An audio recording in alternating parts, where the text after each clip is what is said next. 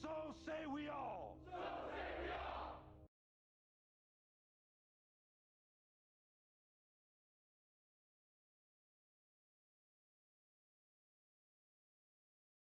Now you should be hearing something.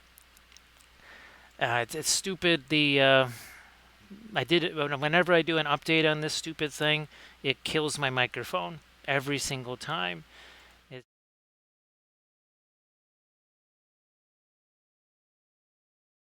so now you should be able to hear me on that scene too. Looks like you can. Hey there, Paint Licker. How you doing? Hey Ryan, nice to see you too. Thank you so much. And of course, I went back to my scene, and that didn't get clipped. There we go. So yeah, unfortunately, whenever there's an update, it wipes out all my microphones because, of course, it does. Hey, Deck Knight. Hey there, Queez. Thanks so much. Appreciate that. Thank you so much. So that's 12 months for Paint Liquor there. All right. So Queez, actually, how did that game end up that you were playing? I just realized I should ask how that went. So again, unfortunately, I mean, there's no reason for that to happen, but of course it does every single time. Let's go to my reference here. I'm just going to use something simple here. Van Dyke Brown and some of the Mars Black. We'll just keep it simple for this stuff here. Maybe even a little bit of the indigo in a few places there. I'm glad that you were able to pull that out and be successful there, Queez. That's fantastic. Now we have to also think about our blue-ish light source there too. But for right now, I'm just going to do this. Now, Queez, I mean, are there any other crazy things you keep finding? Like, well, okay, I can't use this anymore, or I can't use that anymore, or well, I better switch to this now. Okay, I'm just going to shove some of that darker stuff down in there because I don't really care. It's no big deal. All right, let's do this. Again, just taking this brush here, chucking some color on this. Don't really care. Again, not gonna fret over it too much. Now, switch to maybe a little bit of the asphaltum and Indian yellow. Oh, wow. Look at that, asphaltum and Indian yellow. Get your asphaltum out here. Now, Queez, do you have a suspicion as to why that is? Are there a whole bunch of new vehicles that they're going to be releasing? Or is it just last edition, they were too weak and nobody was getting them? As in, nobody was buying them? So they said, oh, well, you thought you were smart. Now we'll just make you buy vehicles. I mean, they would never do that, would they? Hey there, Rico. Rico, sorry I didn't get a chance to shoot you a message back. I was gonna try and do that today, but today has been it's been a little bit too busy. There's just too much stuff for me to do here. With on top of having to do new parts of the house that I was really hoping to wait on. So sorry I didn't get a chance to shoot you a message. Hopefully, Mom is also just getting better and better and better each day. Let's see. Let's see. So that was there was usually something. Okay. So that and oh boy, Arctic Wolf. Wait till you see that get wiped away. Oh my goodness, that is gonna make a massive. You can even see some of it over there. It actually leaked out over there too. That is, I mean, pound for pound. Well, that and Egyptian Violet. Those are the two strongest staining colors that we've got. And I mean Egyptian Violet, not diazonine. I mean diazonine or dioxazine. Sorry. I mean it's not like it's terrible or has no staining power, but as we all know, it is not. It is definitely not the king of violets. So there might be a special guest joining us tonight. Well, Rico, actually, I'm glad you could be here kind of at the get-go. That's really good. Let me just move this up just a smidge here. Again, just hitting it with our sponges for right now. So yeah, recoil, that just that turnaround was so amazing. And that's a massive relief too on all counts. Did I? Oh no, I didn't actually hit this just yet. You know what? I should probably get my fluoro blue out here. I'll just use this right here. What's the big deal? Where are you? Is that the? Okay, that's the blue. We'll just stick you over here. Just realized I wanted to do that too. Alright, that's good. Light. So you can see where that's going to hit. And then, of course, there's our red light. And then you can see where that's going to be hitting. So that's going to be very, very interesting, I believe. Yeah, I'll grab me some more of these. Yeah, I mean, I don't want to say it, just when you said the improvements that happened, I said, holy smokes, that's pretty amazing. Now look at this. So that is just a little bit of the Indian yellow, and then the asphaltum too. Pretty wild, huh? Pretty wild. And of course, don't blink, because it's all going to happen fairly quickly here. I can actually take a little bit more of this away, since we're going to be hitting it also with our red. A little more of that taken away. All right, now let's find ourselves another junky old brush here. This Prussian blue, I guess. And let's just have at this. Like so.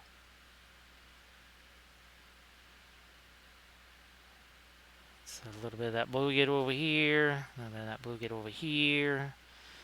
The usual. Some of that over here.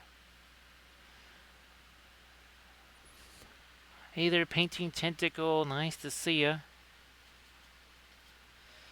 So yeah, sorry about the whole sounds thing again. When there's a stupid update, sadly that creates all kinds of mischief. Wipes out all of my microphones. Literally just it switches them to something that doesn't even exist. It's not like it just turns off the microphone. It all of a sudden there's something like that's not any.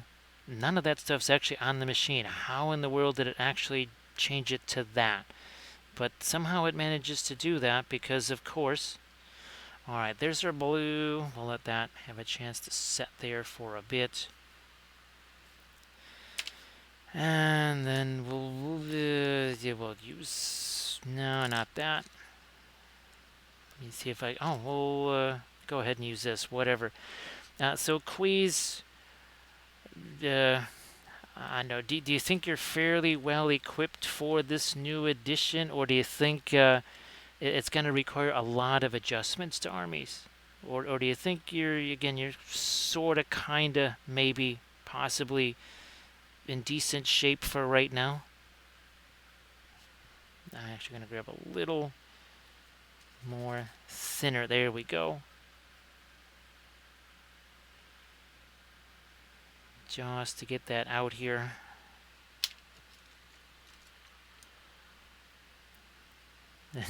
So I get what you're saying. They're all right-ish. Should be all right-ish, maybe. Yeah. Now, hopefully, well, I don't know if there'll be. Obviously, there's things like the FAQs that tend to come out in dribs and drabs. Hey there, Lord Dave. And Green Fairy Studios. So, Lord Dave, hope that you're doing really, really, really well. Now, of course, Lord Dave, if you want to share any of your Song of Ice and Fire goodness, of which there is a lot, right? There's quite a bit of that. If you wanted to share any of that in the chat, you just go on right ahead. Where's my little flashlight here? So this is the fluorescent red here, and it is gonna hit. I'm gonna say it'll hit this too. Now, yeah, this is our fluorescent red. We took some the Green Stuff World fluorescent red powder, mixed it with linseed oil, and we made ourselves an oil paint out of it. We've done that on many, many, many, many previous occasions. It's always really nifty to see the homemade fluorescent oils in action. Again, just kind of using this like a little bit of a filbert brush here. And a little bit of the red work its way onto this stuff. Okay. Now we'll wipe some of this away here. Hey there, Nocturnal Demise. Thanks for joining us here. Well, Nocturnal Demise, you could maybe start out with the ones that are a little bit more on the monochrome side. I think you could start out maybe with the Clone Troopers or something like that, and then just do the accent of the blue, and then sort of work your way into things that have a little bit more of the color. Doesn't have to happen all at once, right? Boy, Lord Dave, I'm a little bit bummed that I haven't been able to get back to the Song of Ice and Fire stuff. There's just been, well, too many things happening all at once here. So we'll try and get to those soon as we can. Now, painting badly, I'm looking forward to seeing what happens with your paints there. It's really fun to actually make your own paints. I mean, I have to say, that is really, really, really fun.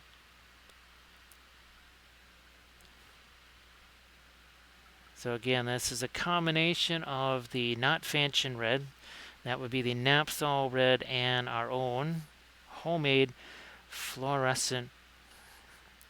Let me get my word. There you are. There you are.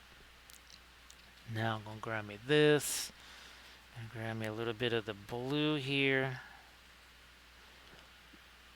I might even go so far as to throw a little bit of that in there. Yeah, I'm going to do a little bit of that, and now let's get the dark in here that we need to separate our two areas.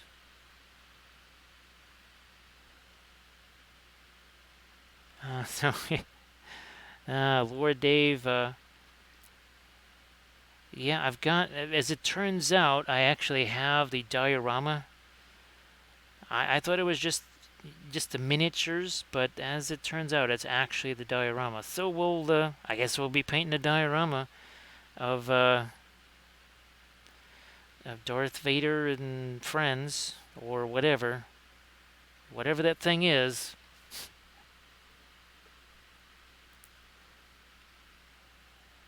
Yeah, I can't say anything as to how it plays or anything like that. Definitely have not played the game. I mean, well, it would be, now again, if at some point, I don't know, if it's something that can work as just a solo one-on-me game, because there's nobody to play it with here. I mean, if that works, then okay, but otherwise, yeah, not so much. I'm going to try and darken this down a little bit too. Alright. Maybe even his leg here. Let's just, yeah, let's that too. So all of a sudden here, does it take long to get this established? Nah. Is it relatively simple? Yeah. Hi there, Armored Wolf. Yeah, sorry, Armored Wolf. I meant to send you that sooner, but today just There's been so many tasks to try and take care of all at once. So I apologize I couldn't shoot you a message sooner. So I do hope that, well, obviously, Song of Ice and Fire is one, right, Lord Dave? I mean, there's just no way to adapt that to just being the one person playing it.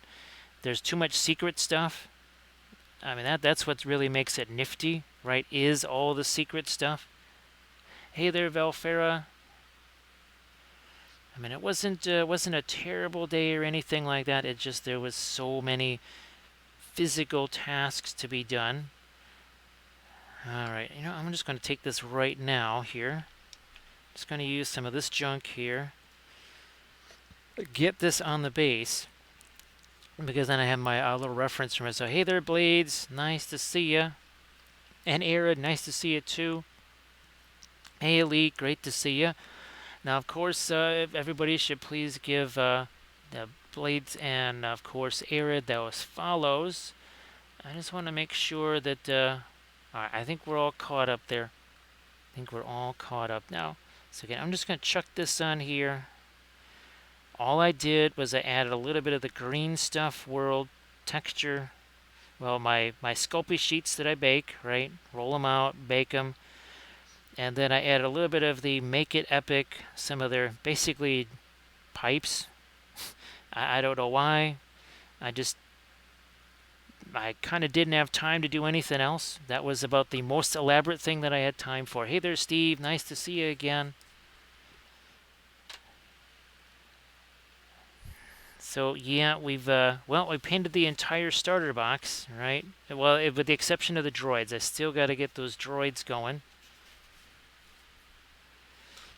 But yeah, I mean, remember we started out with Bo-Katan, all the Mandos, and we ended up doing the clone. I think they were the last ones, right? The clone troopers. Now, of course, where's our Darth Maul? There he is.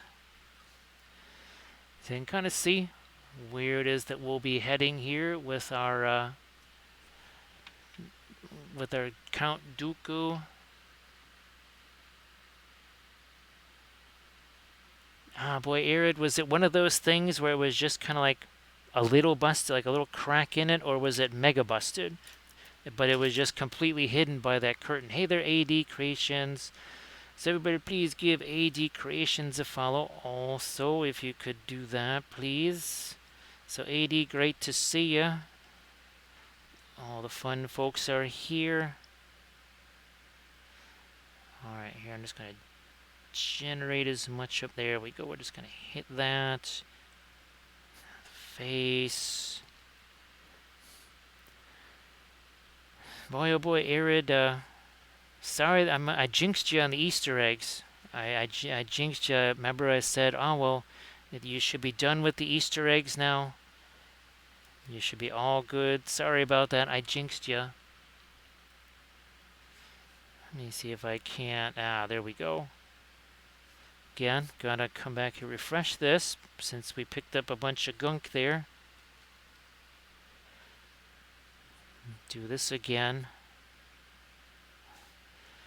And yep, there should be some down here also. Down here, but I gotta keep refreshing that brush.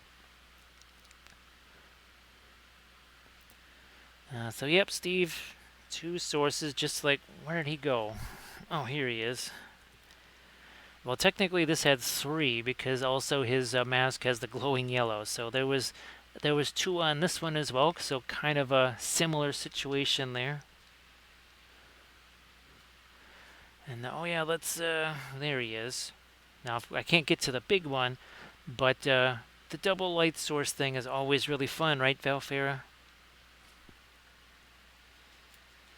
So if you want to go back and see any of those previous, all the previous Shatterpoint stuff, all you have to do is go back and check out the highlights. It's all right there. Just there waiting to be checked out. It's like a YouTube channel almost. So everybody please give AD Creations a follow. So Blades, Arid, if you guys wanna post your links there in the chat. That'd be fantastic, as always. There we go. Really shove this down in here, because believe it or not, we have only begun to lighten this. Thank you so much, Sarge. Appreciate that. Well, happy Monday to you there, Sarge. And I figured, yeah, is it going to be one of those mega late nights, Sarge? Or is it going to be a normal late night? Hopefully just a normal late night. No mega late night tonight. Alright, fine. Fine. We'll get some of the Prussian blue in there. I don't think it's going to sneak past anywhere else, so we'll just do that. Alright, so we're going to leave that now. Let's shimmy on over this way. Let's do this. There's our fluoro red. Maybe even now getting into some of our not fluoro red. Let's try some of this here, see what this is going to do. That's fantastic, Sarge. That's really good. Hopefully, well, I know there's some kind of a delicious treat waiting for you back at the casa. Hopefully something super yummy, very tasty. Let me get a little bit more of the red there. Here we go, our lighter reds on the cloak.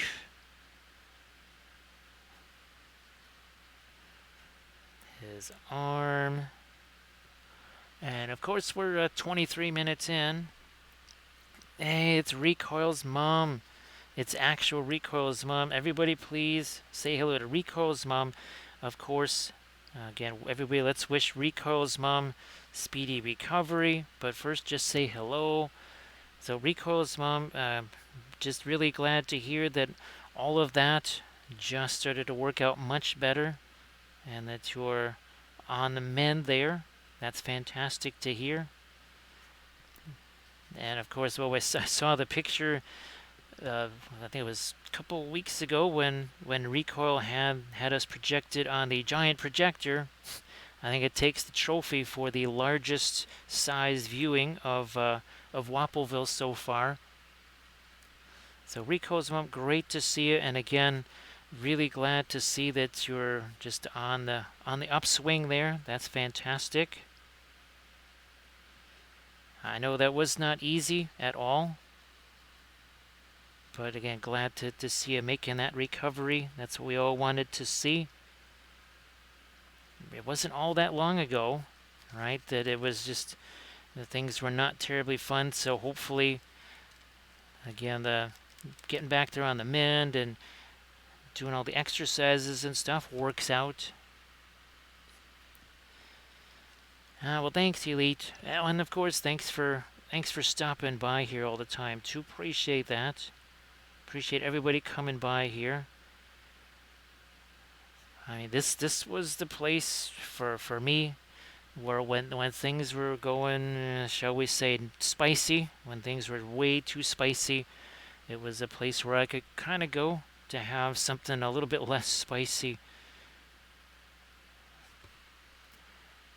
That's interestingly enough, Sarge, my sister actually made some, and she brought it over here, and I actually ate that for about 3-4 days or so. All right, so again, getting our multiple light sources in here. Boy, I don't know if we want to lighten this up too much just yet. Not with this brush, but we're getting a good start to things here. So again, Recoil's mom, so glad that you could actually join us here. Right, actually doing the typing and everything else. That's fantastic. Obviously, well, you would have liked it if it was weeks ago, for sure. But take the wins where they are, right? Now I'm gonna add a little smidge of that into there. And now I've got to start getting some of my lightest light here into this. Then we'll swing around. We'll do the reds too. Thanks, Elite. Really appreciate that.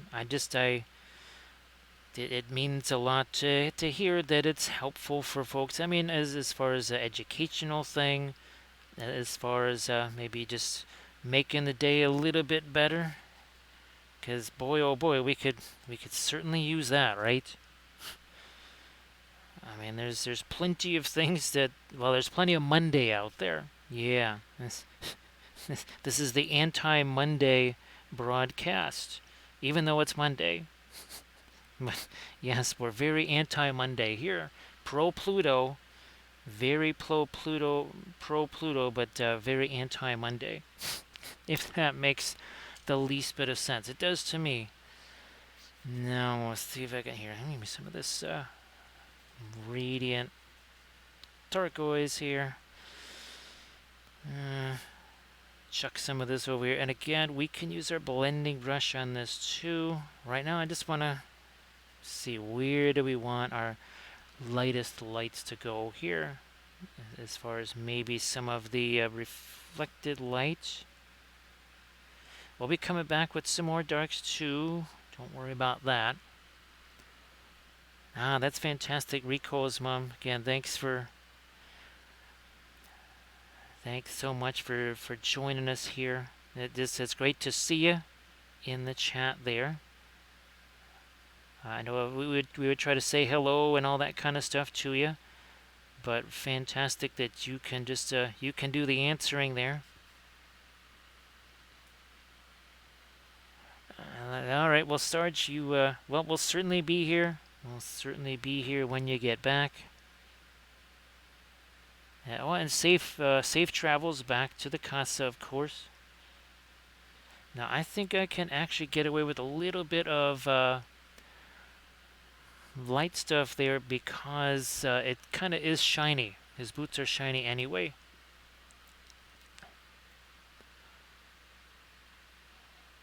That sounds really fantastic. Yeah, I think you told me about that before. Yeah, you told me, or was it mac and cheese? Maybe I think it was this. I could swear it was this that you told me about before. It gets crazy, right, Green Fairy? I mean, you literally just can slap the stuff around and then poof. It's literally like that. It just goes poof. Now, wait a minute, before I do this. So again, this is 30 minutes in.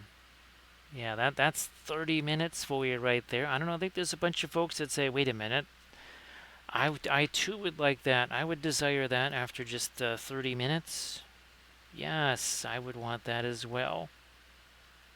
Get a little bit more of that. There we go. Some of the brilliant yellow pale in there. I just want to make that even a bit more towards the light end of the scale there.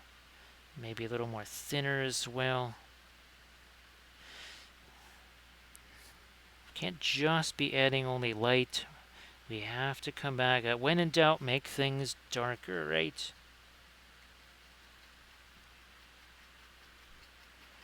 And once again, 30 minutes, 20 seconds. Well, we actually lost a little bit of painting time because, of course, the stupid update killed my mics. I mean, it literally eliminated them. It didn't just go to some default mic. It went to something that doesn't exist. And I just will never, ever, ever understand that, why in the world that happens, but it always does. And of course, Windows updates just turn a virus into a bigger virus. They should just call them Windows viruses. Uploadable viruses that you are forced to do every single month. Alright, let's see if I can get a little bit more of my light on a couple of these surfaces here. Nice to see you there, Black Skull. Hope that you're doing well. there. So, oh, recall. I have not had a chance to try and scope out those caulks, but I do. I was really glad we could sort of talk through the idea of the rubber mats, utilizing those for the dead marshes, and exactly how the heck we would do something like that. Just paint the darn thing on there. It'll be fun. Be way more fun than just trying to print something out and glue it on there. So it's going to be way more fun. I think it'll be much more durable. And I think it'll work out just fine. Alright, so again, we'll have to come back with some of our darker stuff here. It can't all just be lighter.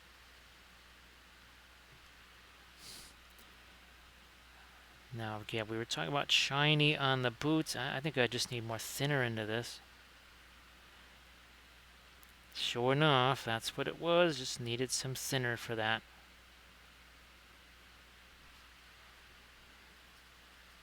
So again, happy Monday to everybody except for, well, in some areas, like for Rico and Rico's mom. Oh gosh, that's got to at least be early afternoon. Has to be somewhere in the, what is it, 1:30, 2:30, something like that. So happy Tuesday to Rico and Rico's mom, and of course to, yeah, even, well, we'd be really early. Be really early for some of our folks in the UK and Germany and such. Again, just mapping out where some of this is going to go here. So does Count Dooku really know how to count? Or can he count as well as Count Chocula? No, that would be just the Count. Yeah, who's the tougher Count? Count Dooku or Count Chocula? I don't know. I'm still thinking Count Chocula is tougher. Especially if you try and take away his box of cereal. Let me throw a little bit more of my light down there too. Yeah. And everybody that's doing the Gen Con thing, please don't forget the Armored Wolf booth, 2707, 2707. That's the Armored Wolf booth. Please go there to check out all the fantastic leather crafted goods, which Armored Wolf is hard at work. He's furiously working on right now as we speak. And yes, now I can actually speak because the stupid microphone actually works.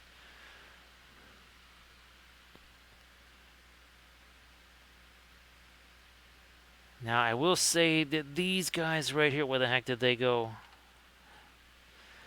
And these guys, they're not super fun to be putting together.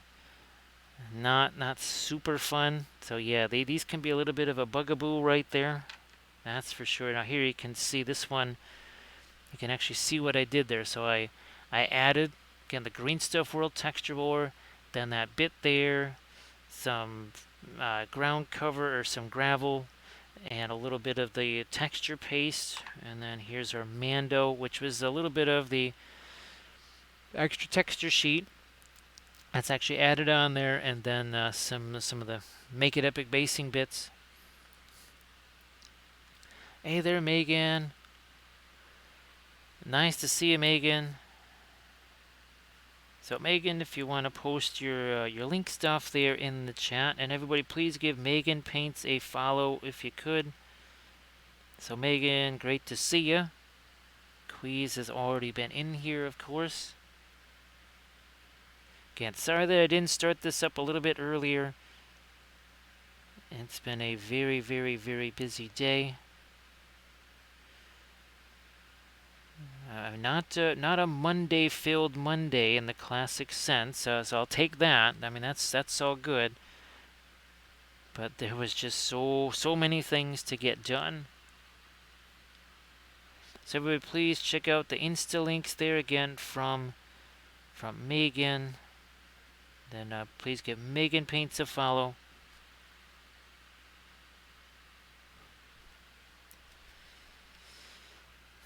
So I got this box assembled. I'll try and get some more going too, but I also want to get those Eldfall Chronicles miniatures put together, at least a couple of those. I'm going to save at least one of the robot guys for a tutorial vid. So one of those two is going to be a tutorial vid for the Patreon page. I don't know which one. Maybe even the Mando, I don't know. But one of these guys will be for the Patreon page because purple glow. And I will actually mix, I think, this time. Instead of just using the purple from, gosh, what is that? Marion Street. I think I'm going to try and actually mix some up for myself.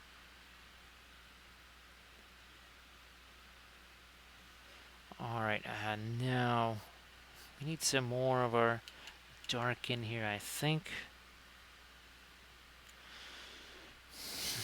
There, well, are not Fanchon red. A little smidge of Egyptian violet there. So 80, hopefully you had a chance to post your link there in the chat. If you haven't, please go ahead and do so. The fantastic art there of AD Creations. So lots of people for you to follow there in the chat. Alright, where'd my blending brush go? Just use that. I'll just use this here. Why not? Okay, just a little bit of tap, tap, tap. That's all it is. Same here.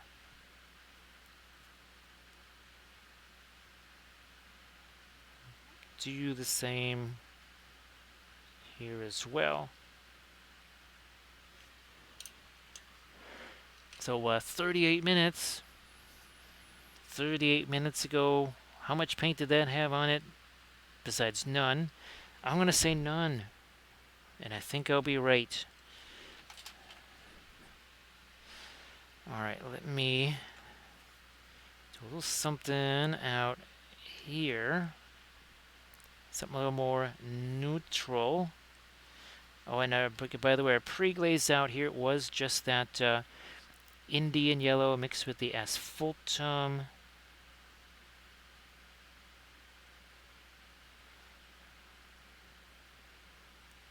No, fine, let's just hit that too. And we're just going to let all this blend in. Look at, see all the dark color that ends up getting on that brush there. Now that's going to have to be darkened up, so's that. Otherwise, it's not really going to look terribly like it's been lit, is it? Or illuminated by something. Hey there, Chris. So it looks like Chris has already thrown down the gauntlet. So for those looking to do some punnage, it's already been thrown out there. So Chris has thrown down the pun gauntlet already. So have at it. And there's the link there by AD Creations. Everybody please check out AD's link. And of course, please give AD Creations a follow. So AD, when was your next stream going to be? Oh, and actually, Blades, are you on target for any streams this week? Kind of things going a little bit better and such? That's sorry, I meant to ask earlier, but I just couldn't get my brain to think of the words. Sorry about that. Yeah, you know what? I'm gonna let that also get a little bit dark. So I'm just using the blending brush right here. That's all it is.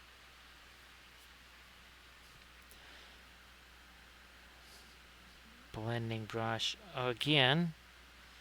How many times have I said that a good first miniature with the oils is something that has a big old cloak on it? So that you can enjoy this? I'm just saying. I'm just saying. Might be something to think about. Now I'm going to get some of the Prussian blue and some of this here, maybe a little bit more. I would like it to be a bit more of a dry brush as well. That's going to be a little bit too on the greenish side. So we'll just clean this guy out here. Clean out Mr. Brush. Make sure it's nice and dry.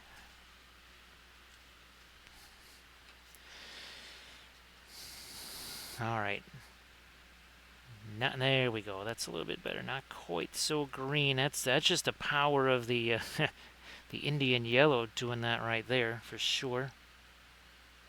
All right, let me see if I can lighten this up. And this is, I think, going to be more of a pin line wash type of a situation, I believe. Now, so AD's going to maybe be streaming next Sunday. Oh, gee whiz. Weddings, vacations. And I definitely understand that. That's for sure. That is for sure. Now, this won't be almost straight up. Quick dry white here. And again, we're going to try and do this in a little bit more of a pin line wash fashion here. Semi-pin line wash, I guess. That gets a little bit spicier right there. Playing a little bit of a value game. A little bit of a electric blue look there.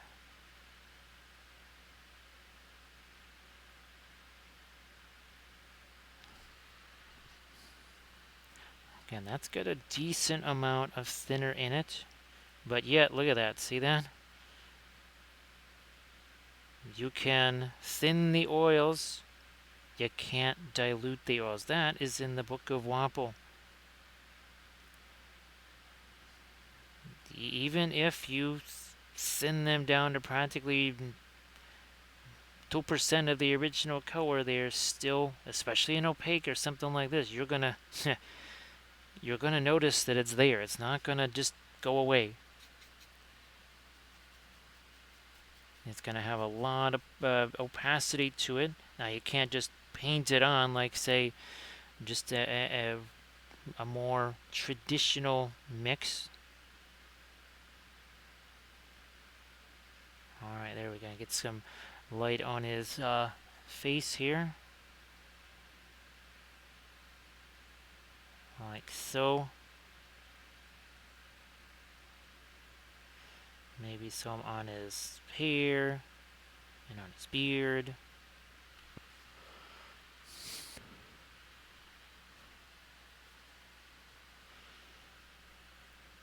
I don't know if it reaches all the way to there, though. I'm not so sure about that.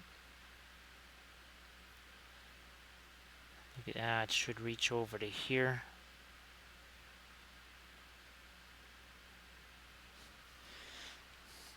Down here, maybe onto his belt, I guess. But then we also have to start thinking about those darks there, too.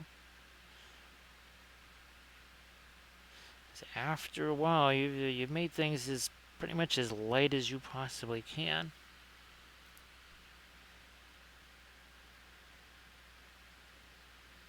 And again, the boots especially, they're on the shinier side, so we want to make sure we get some of that effect going.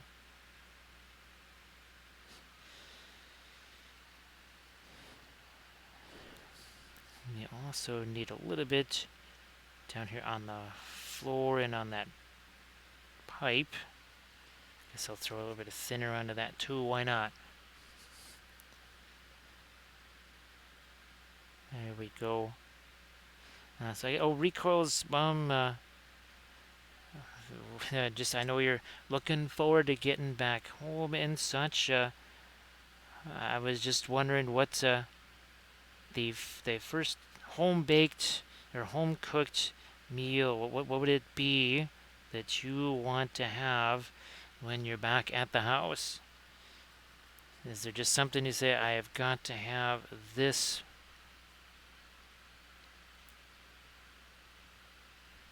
So Steve, I generally just use those little flashlights. Now, of course, the type of surface, right? This is all of his closed, they basically kind of register as shiny. So that means that this can you'll get a little bit more reflection than a surface that would be more absorbent. So something like this, obviously a surface that you would say is metal, or again a fabric, something that's shiny. And then of course, where's the little flashlights here? These are also the things that kind of dictate that, right? So you can see where the light hits him, hits his cloak. So we're just we're following the magic of the lights. Follow the lights, but of course not the same kind of lights though that you find in the dead marshes. Don't want to follow those lights.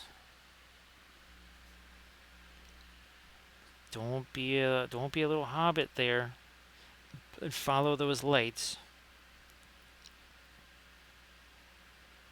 I'm really looking forward to a dead marsh board. That's going to be really, really fun. Recoil.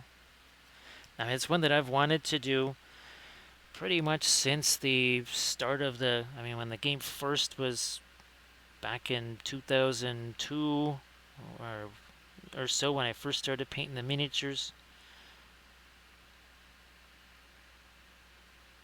Actually, I think for one of our first Valentine's Day, Kathy, her whole family, they love playing cribbage. And of course, they have cribbage boards and stuff, so I actually made a cribbage board in the shape of Barad-dûr. And at the certain landmark places, I forget what those are called, there's some Nazgul there. And I believe the operative phrase was something like, "Nothing says I love you like a giant evil tower." So that was, yeah, it was something I made for Valentine's Day. And that was all made out of Sculpey, and boy, if I was to do it again today, it would be 1,000 times easier, and also weigh 1,000 pounds less. It would be done very differently. Alrighty, alright, let me grab this, and let's again get back to some of that darker, and this may be a bit darker here, adding a little bit more Egyptian violet to that. Maybe making that a little bit darker. It's just cause. Same here. Now, I don't know, has anybody in the chat already painted this particular box? I think if I hadn't pre-ordered the other stuff, if I had just gotten this box separate, it would have already, they would just sent it. Instead, they kind of hung on to it until the pre-order stuff was ready to go. Note to self, I never gotten anything from Miniature Market that was something that would be a pre-order type of thing.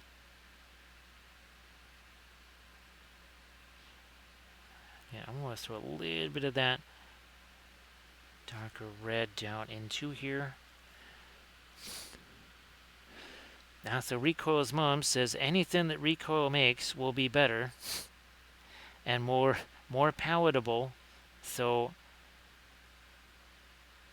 yeah, Recoil's mom, I hope that it is something that is your favorite, and I'm sure you're just gonna really enjoy it so much.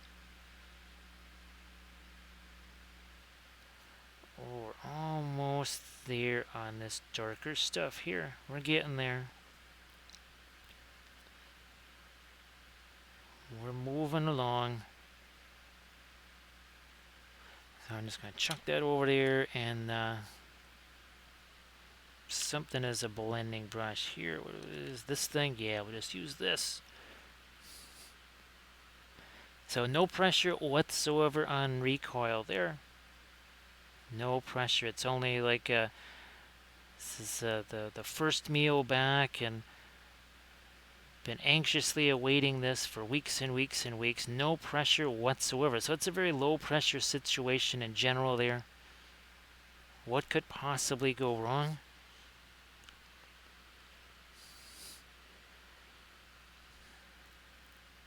Throw our blending brush into that.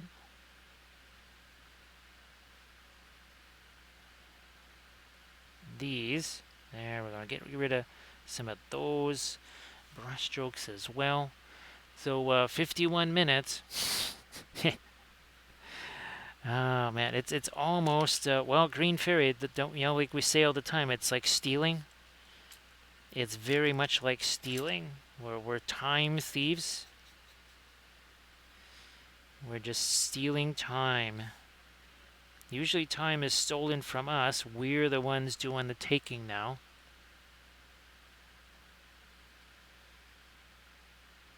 Yes, indeed. Let me see if I can't. Oh, I can't lighten that up a little bit more. Where is... there you are. Alright, now I'm going to go with the same thing I was doing with the Egyptian, but I'm just going to do that with indigo. Do that with the indigo here. Just tighten up some of these lines and areas. So the whole point of this sort of thing is that you work on the entire figure all at once, so you don't end up having an area that's, well, no, that's just way too light or way too dark, whatever. There's that reason. Other reason is that it's just going to be so much more efficient, save you a ton of time. So much time. Why? Because some of the areas are, for all intents and purposes, practically painting themselves. Everybody wants self-painting miniatures, don't they?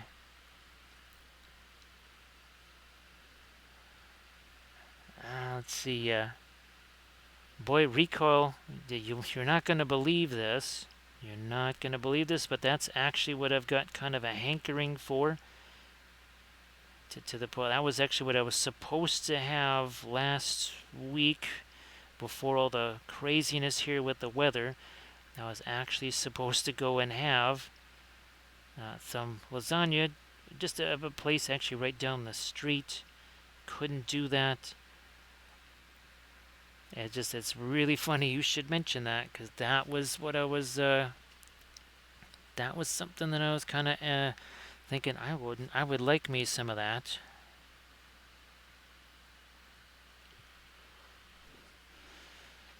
Alright, let me darken this down again. We also need to do some of this down here on the base, but that's probably going to be more of a pinline washi type form, at least down here.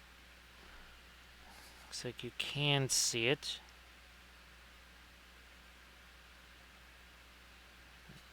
Maybe even a little bit more of the thinner there.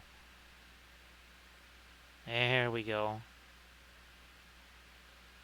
Now we've got ourselves some hefty dark down in there.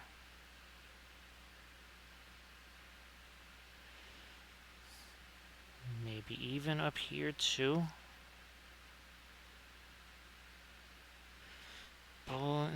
Nope, nope. Gotta let that set there for a second. Don't have to mess around with it right away. Well, that sounds fantastic there too, recoil. I'll have one of everything.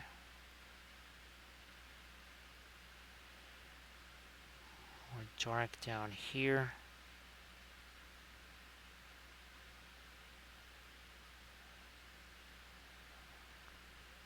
Less of the kind of yellowish stuff going on here too.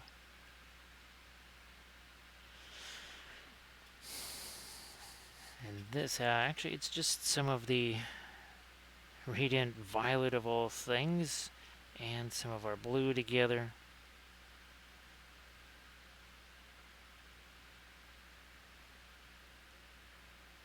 Well, I could just let that mix with what's here already.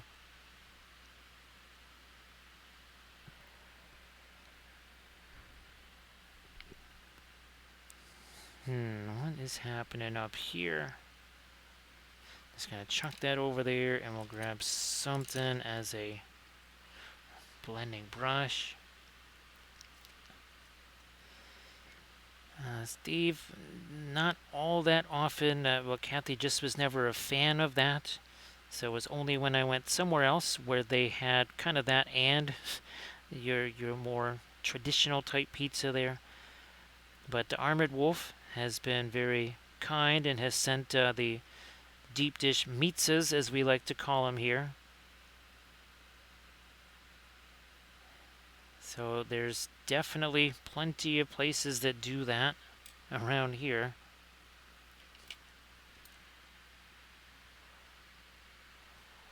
So Recoil is offering a little bit of a feast and festivities, and of course a glorious Bulldogs victory.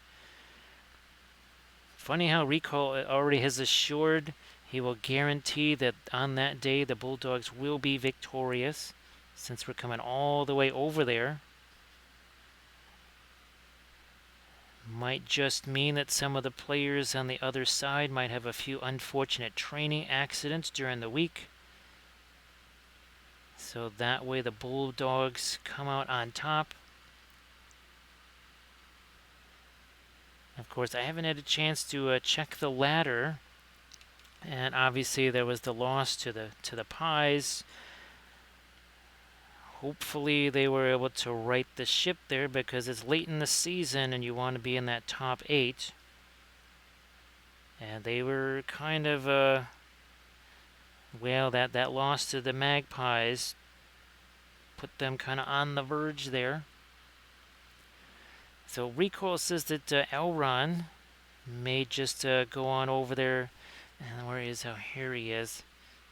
Says that. Oh, hey, you want to point that somewhere else? Is that? Oh, sorry.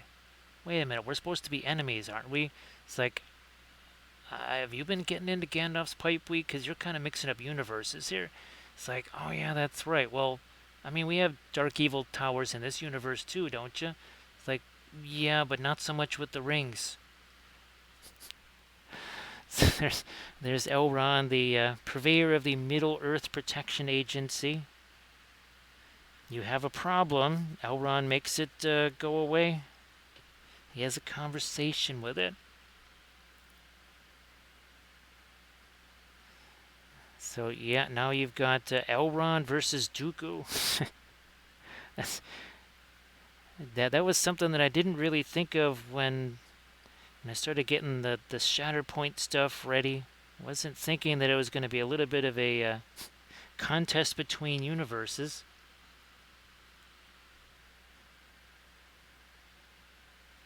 Is Dooku going to use his golden voice on you there?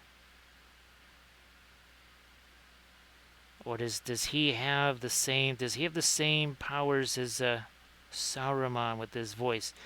Now, of course, I was listening. I think it was a Men of the West video last night, and they're talking about what was the strategy of Saruman, and basically they just said all the wrong ones. Hey there, War Squirtle. Nice to see you again.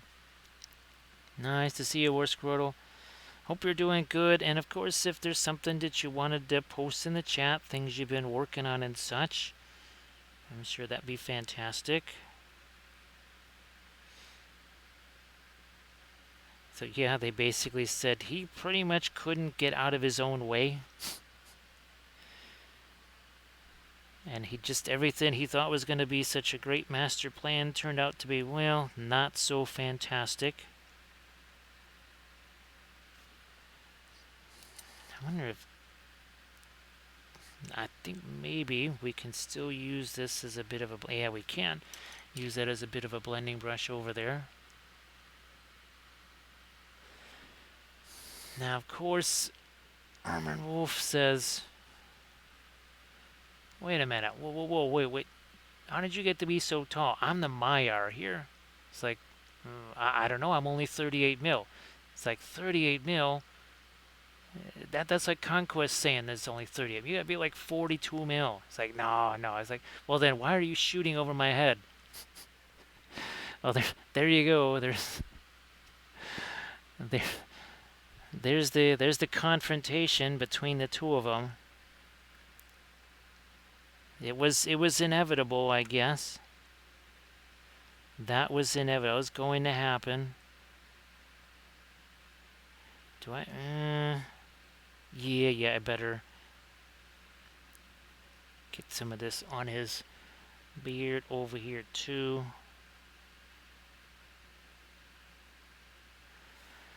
Alright, so again, this is 1 hour and 1 minute. So clearly we are painting way too slow here. We should have much more progress on this after 1 hour. I can say that because nobody can reach through the computer and punch me in the face. Now, of course, Elron might have one or two, shall we say, heavies or something like that that kind of come along and again, they have a conversation as it goes. Now that's what I was looking forward to having way back there, was that little bit of lighting effect. We'll do some of that here now. Oh gee whiz, that's wow, Recoil, you'll have to send me a picture of those. Yeah, the folks that I'm doing that giant mural for, they also had a whole bunch of zombie-side figures. There was one that looked like almost like you're at a military base or something like that. That was Camp Davis or Camp something like, I don't know what that was, but I had no idea. I didn't even know they were still making new zombie-side stuff, much less all that.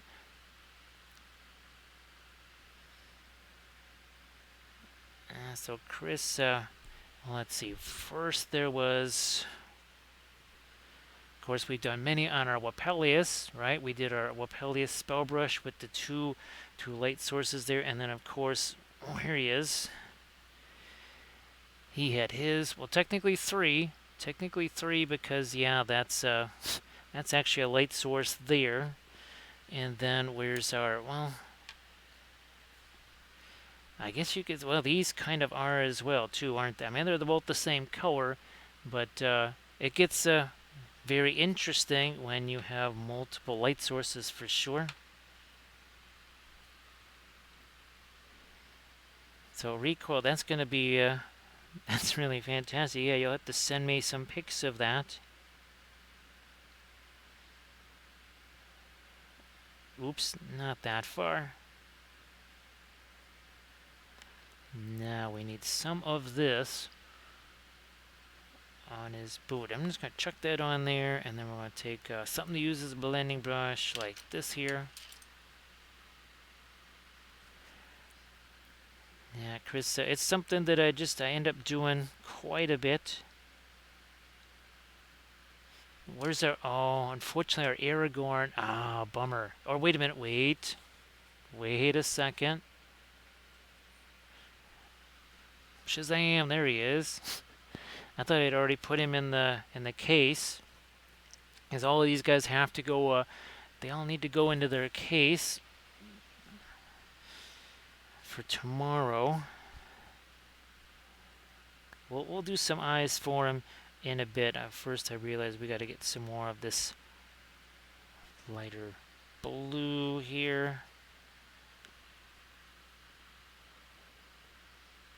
Now I think they might have told me about that. I think that actually that's something that Kathy probably, even though, yeah, she probably would have said we have to get those just because of that. I think she would have liked those. I'm going to just say that is going to get some of the blue up here, just because.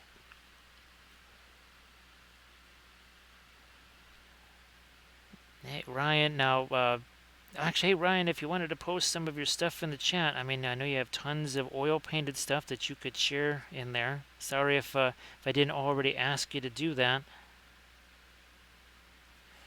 But I could swear I've seen people actually do something like that. They've somehow, maybe they've just taken a piece of fiber optic or something like that and did it. Maybe just snipped the whole thing away and stuck the fiber optic in there.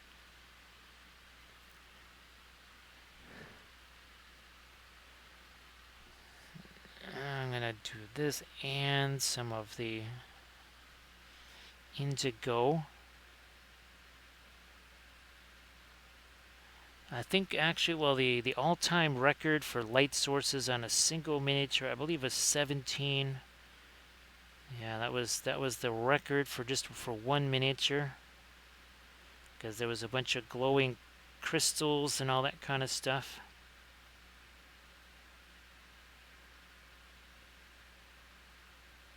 All right, now he's got his eyes there.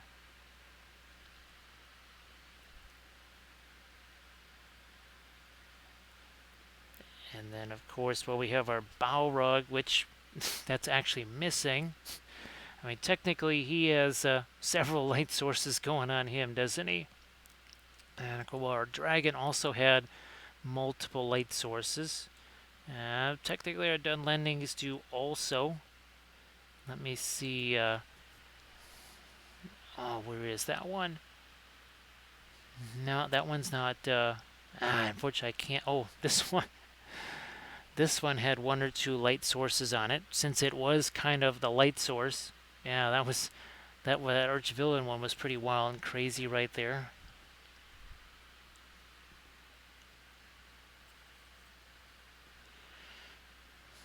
I'm going to try and tighten up some of these lines. Then we'll be coming back with our lightest red again. Here, let's hit this. Also down here.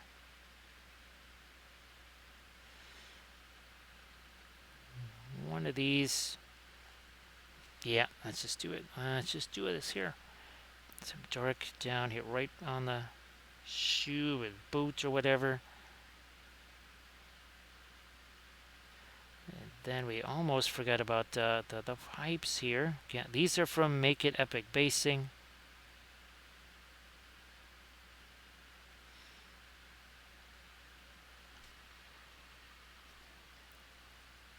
Well, let's see. Even there's a Kathy miniature that had a whole bunch of light sources on it.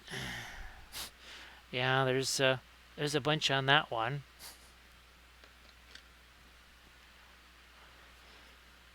Actually, our Wapelius one, he had quite a few too. Technically, I think he had about 10 or so light sources on him. Between the candles and, of course, the staff and everything, with all of its glowy components. Now we're starting to move towards some of our other stuff here. That should also be dark in there. Yeah, Steve, that's something that really is very fun to do. I don't know if you saw the Cave Drake.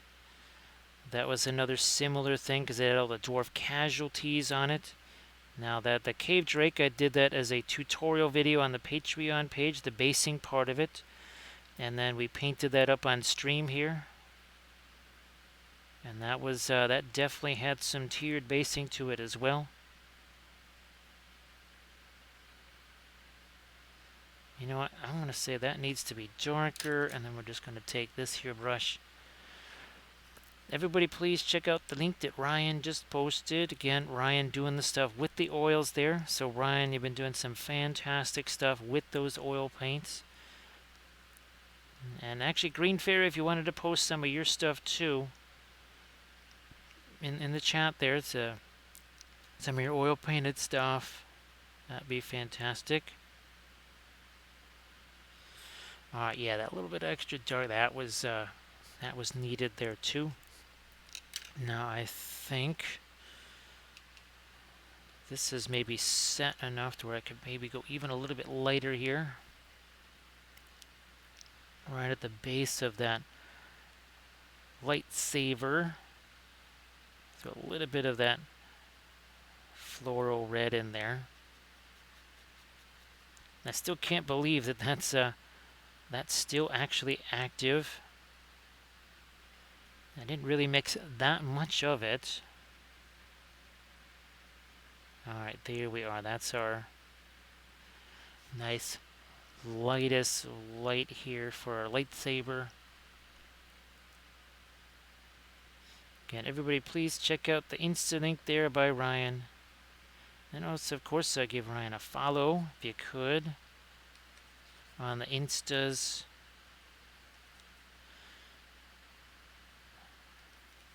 Now I'm going to try and get some lights on his fingers, I think. I don't know. I'm going to put some center on this. I think I could use some so that it sticks here. Yep, sure enough.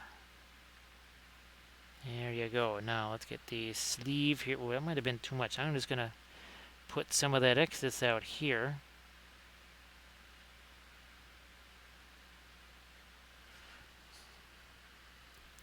Now come back to the sleeve. And more light right there. And if that's too much, we'll just do a little bit of that. So again, everybody please check out what Ryan posted. Go check out the Instagram link there.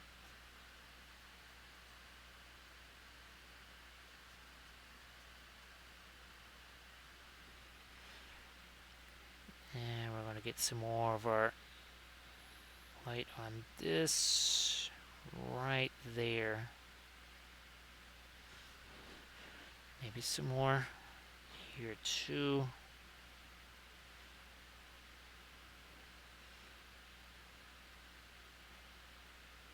I think, no, especially on the metal part here that's closest to our light source, might be able to get a little bit lighter here too.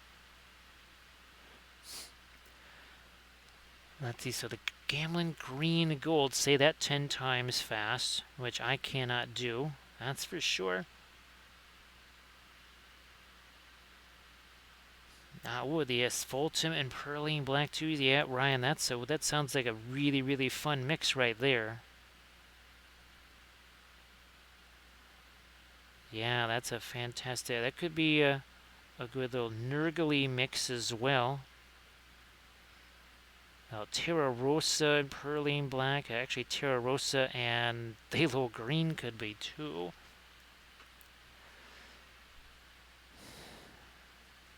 So again, everybody, please go check out the link by Ryan there.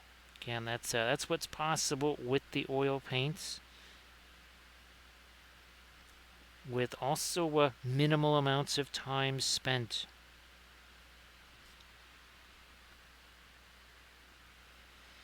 And let's see if I can lighten up his hair just a bit too, especially since it's I think getting illuminated by the lightsaber.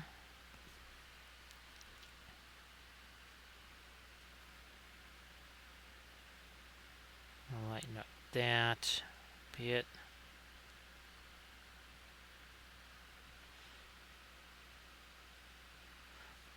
So that's not the bases that come with the miniature. That would be a Green Stuff World texture roller that we added there, because you can see it's taller. And then we added some 3D printed pipes. Now you can, yeah, here you go. So you can see that's again a sheet of the Sculpey added. I actually had to unfortunately put filler in there. I used some epoxy sculpt in there, and then we just added again a 3D printed bit there, and this Mando over here. So this is actually a texture roller added. That's not their base, so it gives it a little bit extra height. And then we did this little do thingy there on his base.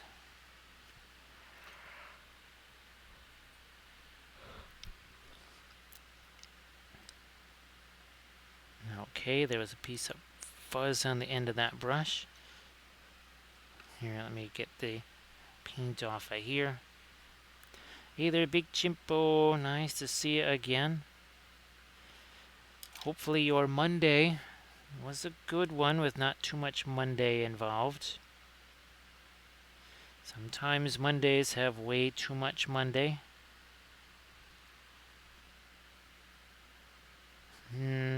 Too much paint sitting there on that brush. We're going to get rid of some of that. Also wanted to lighten that right down here, right next to where the light source is. Should probably do that.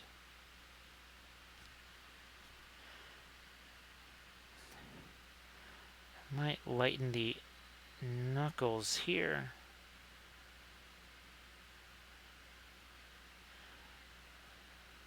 And then, I don't know how much more of this I want to do on the sleeves necessarily.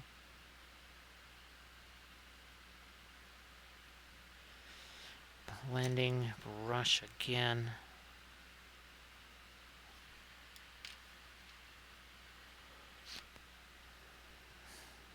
So I wonder if, I don't know if Blackheart Models ever did a bust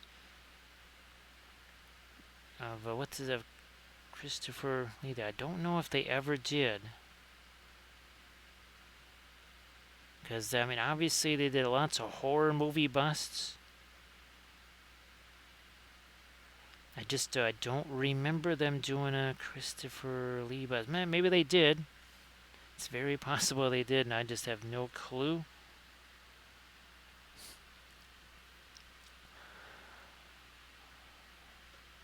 Well, Black Skull, I hope that works out fantastic.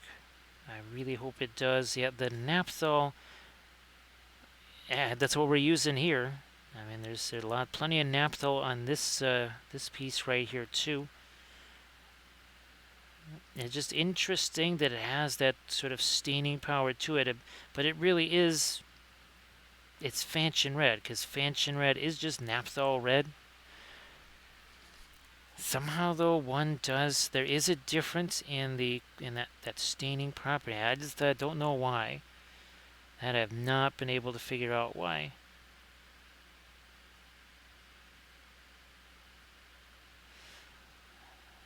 So again, that is 1 hour and 18 minutes. That's all it has taken thus far.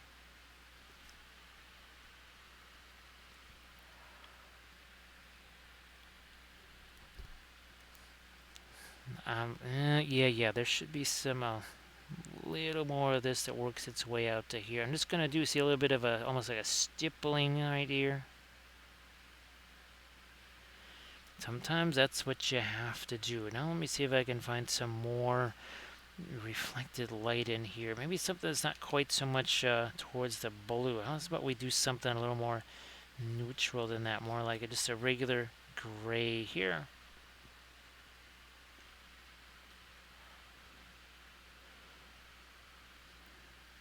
So Black Skull, yes, opaque colors with the exception of Terra Rosa. Opaque colors will not have any staining power. Yeah, the ones that have the staining power are the ones that are not opaque. Because generally the ones that are opaque, well, they're going to have some kind of white in them, right? To some degree. And that will definitely have a big impact, for sure. So say we all. Do we have ourselves a wild Laminess in the chat? I think we do. Thank you so much, Laminess. Appreciate that. Thank you so much. Now, Megan and Queez were in the chat. I don't know if they're still there. It's getting to be a little bit later. Well, it's late for you too. So, Laminess, hopefully, maybe you've been able to at least get your printers going there again. I still have not had a chance to get the printers going. I haven't had a chance to put that light in there, anything like that. I don't know. Hopefully well, actually, I hope I just put that thing down there next to the printer. Otherwise, I have no idea where that light is. But I think it's just down there. Alright, now we got to start getting some ambient light. And things like our pipes over here. Nothing terribly complex. Just throw that light on there and do a little bit of tap, tap, tap like so. And then Laminess, hopefully you've been able to keep going with the big printer there.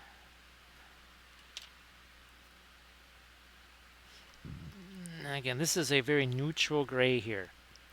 Much more of a warmish gray than all of the cooler colors that we have over here where our light source is coming from. And now we're going to try and get a little bit of the ambient light down here. Blending brush.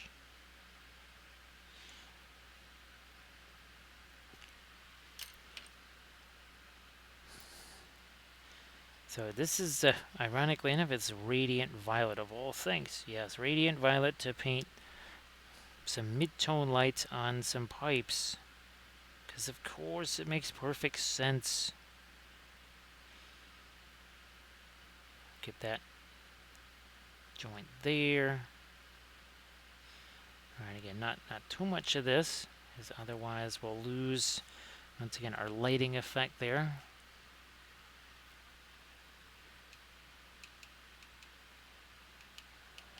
Is that the that's oh, is it the what is it, CA sculpts? Actually, there's some of the Nutshell Altair things that I really love to be able to print for some painting videos. Again, I have to at least get that stupid light into the printer and see.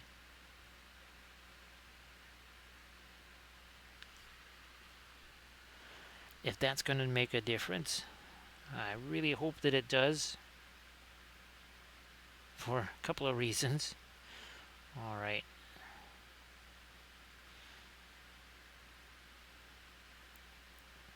Let me see. Yeah, I need to get a little bit of dark in there. I have to, I think, try and get some... I need to get some light on him as well. I'm going to see if I can get some dark in here. Also, a little there. And then we'll try to come back to lighten that a bit.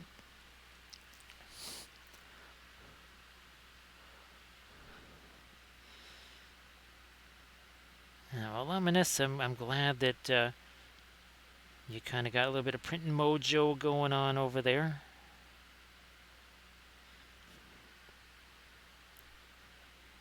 And I still have not printed anything. Really, you can figure I haven't printed anything since April, really. There was a few things in May, and that was it.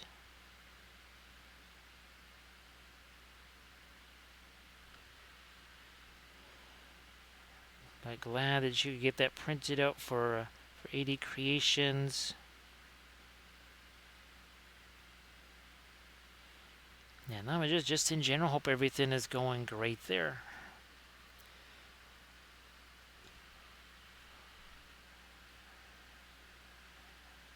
I'm going to throw a few darks in here, and I'm going to actually see if I can get this to work as a micro blending brush here.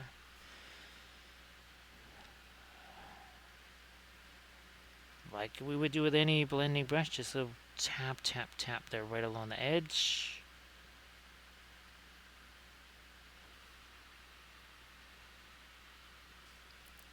Yeah, Luminous, sorry that work has been, well, that way.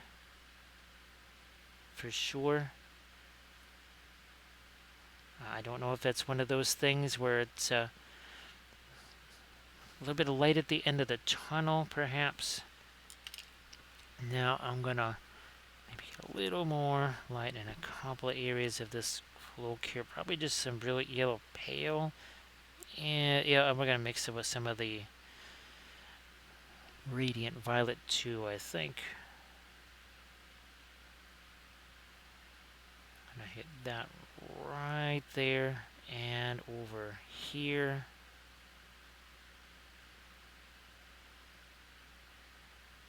Little bit. Here, we need some ambient light on this.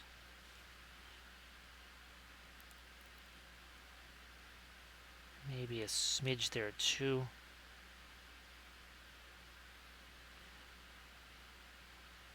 Just all the way down that cloak there. Now blending brush time. You see where, here it is. Hey there, Chaos, nice to see ya. I hope that your Monday went okay. Well, still, we got an hour and a half of Monday here still yet. And for our friends overseas, not well, it's already Tuesday, so happy Tuesday for them.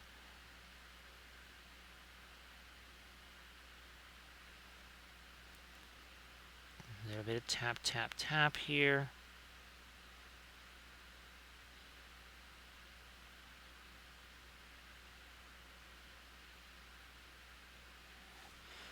All right, and you see. Yeah, okay, I thought so.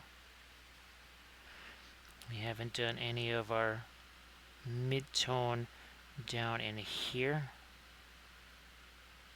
There's gotta be a little something in there. It can't all just be shadow there.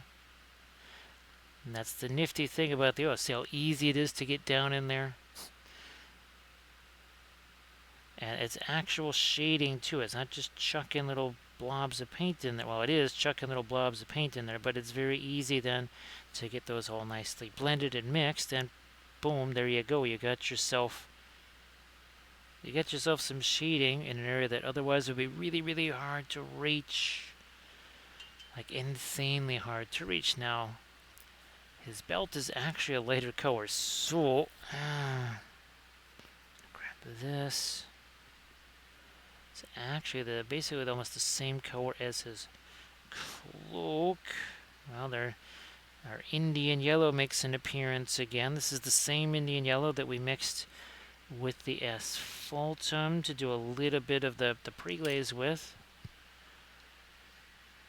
Yeah, it's okay. So I hope everything is going really well, and yeah, I know it's been a little while. Hopefully you've had maybe a chance to paint some nifty stuff as well. Now I got some of the brilliant yellow pale that mixes with that. And that will go on to here. Alright, just I had to change the belt. Wasn't the same color as I thought it was. That was really difficult, wasn't it? So hard to actually make that little tiny change there. Oh, so difficult. Not quite, really, is it?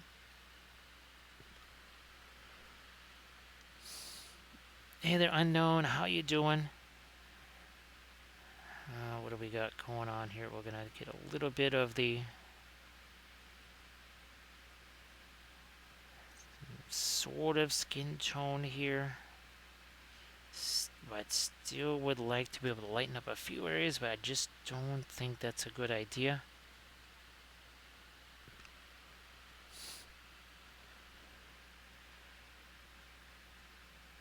So nice to see you, Unknown. Thanks for joining us here on the stream.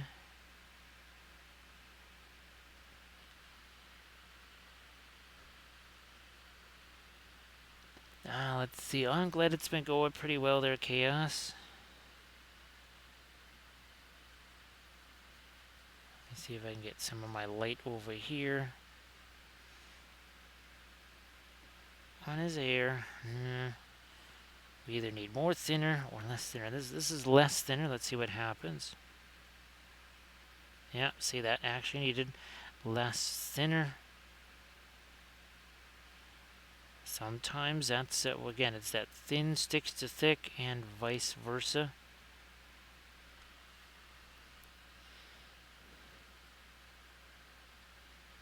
And a little more of that here, the brilliant yellow pale. Okay, not too much thinner. Again, we don't want it to be a pin line wash or something crazy like that. You can see how much lighter we can still go. Why is that? Because we did our pin line wash, or sorry, our pre-glaze, right? And then we got a raid from Diomedes Industries. Dio, how you doing? Everybody please give Diomedes Industries a follow. Hey there, Garage Monster. Nice to see you. And there's V. Also, please give Leaguer Dragon a follow. So, V, hopefully your piano stream was fun today. I'm just guessing that it was a Monday fun day and you did a piano stream. Now, you guys, I think there's been an awful lot of Pyro Club one-shot RPG things going on. So, hopefully those have been fun as well. So it was a good stream. So again, everybody please give Diomedes Industries and Vlieger Dragon a follow if you could. That'd be sensational. So thanks so much for the raid as always. Thanks for being here too. I hope that everything's going good. Now, was today a reading stream, or were you working on the leather stuff? And of course, Dio, if you want to post your links there, good grief, I almost forgot.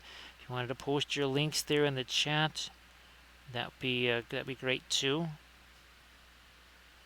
Where did my micro? There you are. All right, no problem, V. No problem. Everybody, again, please give Leaguer Dragon a follow. So, V, great to see you again as always.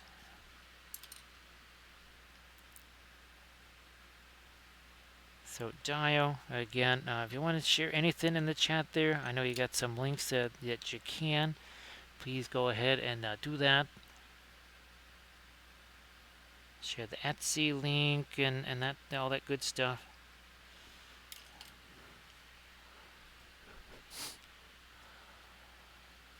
So V is suggested there needs to be well, you can never have too many kobolds, so you can always add one that would maybe be me. Yes, you can never have too many kobolds. Apparently not. And apparently they don't die quite all that easily either. For whatever reason, those are some robust kobolds.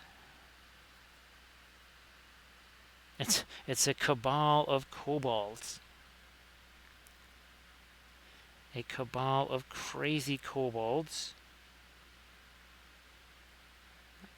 I think we could do a lot of stuff with that. We could just kind of be endless with that.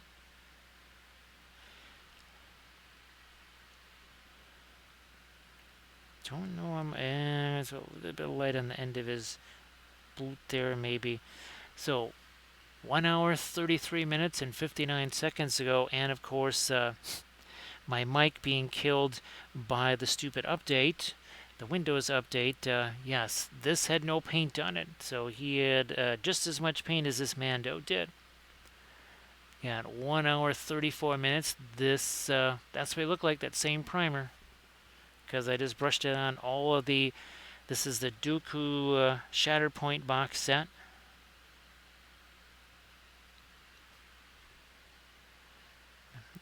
Here we are. Back to our kind of lightest color for our glow effect here. Thanks, Armored Wolf, for posting the GoFundMe link. Thank you so much for doing that again. The GoFundMe link, that is helping take care of some of these really large-scale things around the house that I just cannot do myself. Things that I normally would have done, wasn't able to, and now they just I can't tackle those particular tasks. And that's what the GoFundMe is for. Thanks to everybody that has already contributed to that. Where the heck did you go? Nope, there you are. There you are. This is my micro blending brush here. That was just way too sharp of a line. But now it is an hour and a half in. I can start to think a little bit about that whole brushstroke management stuff. What is that? I'm just taking a brush that has no paint on it. And all I'm going to do is just a little bit of tap, tap, tap here. That actually does, it just gets rid of the excess paint. It's not doing any kind of shading or even blending necessarily. It's just getting rid of excess paint. By virtue of doing that, it actually hides the brush strokes. Conceals them.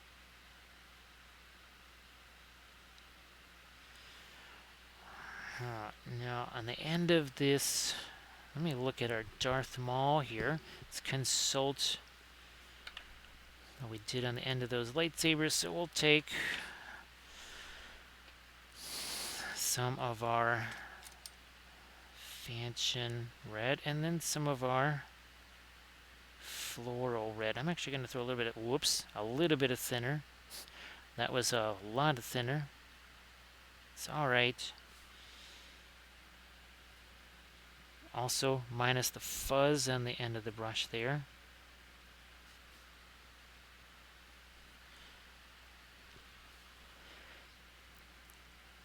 Bingo.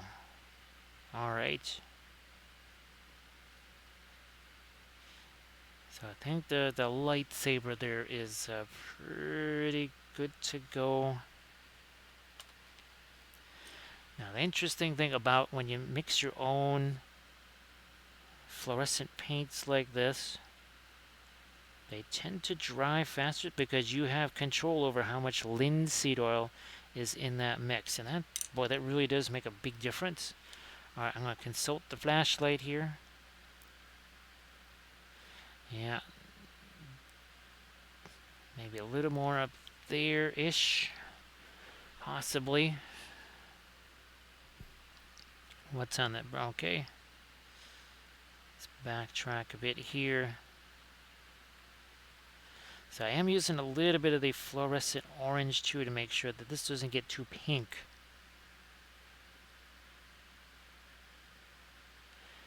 Now I also want to drag out that Darth Maul to see. So yeah, very similar, yes. That was also painted up on stream. And you can go check out all of these past sessions. They're all saved as highlights. There's also all the clips too that Bithron has made over the, well, lots of those. Many clips.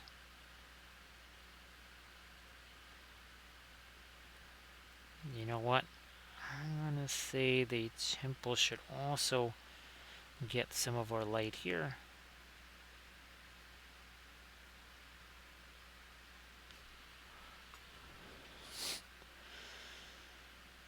Alright, get some of our lighter magenta-ish color here.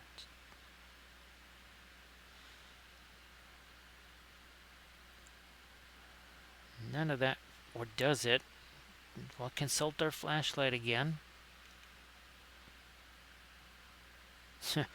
Well, it sort of does get down in there. I guess I'm going to try this.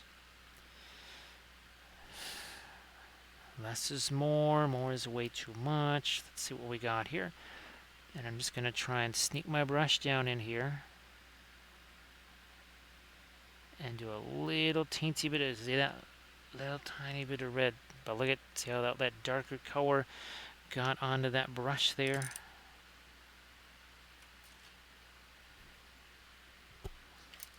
And use this, see if I can get just a smidge more down here again. If I do this, no chance of getting back there, but if I do this, right, the relaxed grip on the brush, caress the brush, don't crush the brush. There. I get a little bit of red working its way into that. And I'm also, there's my floral yellow. I'm going to put some of that here and actually tone down some of this on the floor. So make that a little bit darker. This is another thing. If I tried doing this, I want to say about an hour ago, very likely the paint's just going to get kind of wiped off there.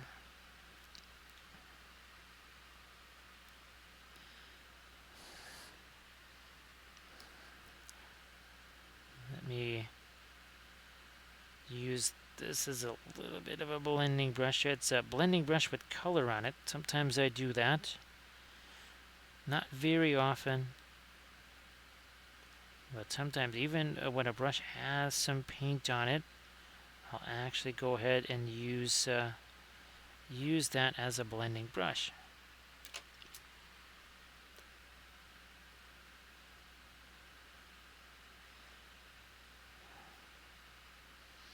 Now I think I still have to try and get that light. Ah, good. That's pretty much what's on the brush here too. So what we've got here, once again, that is a Green Stuff World texture roller, actually attached to the top of a regular Shatterpoint base.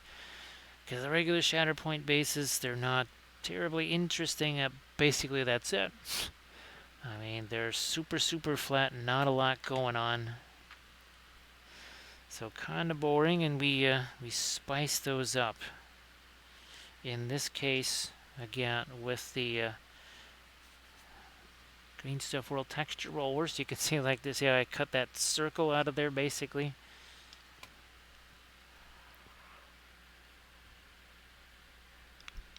Let me thin that down a little more. We're going to do the edge of this. The whole plate, yeah, see the whole plate was way too light there.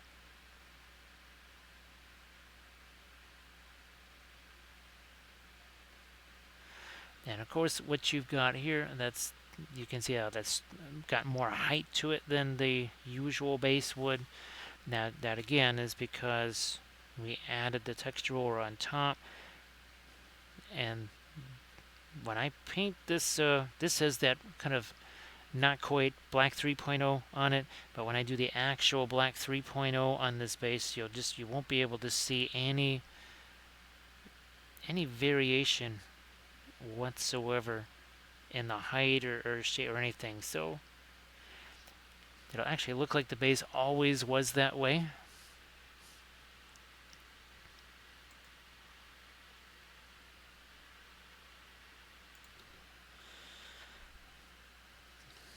This red right here, we've got to take away. There's a really sharp line there.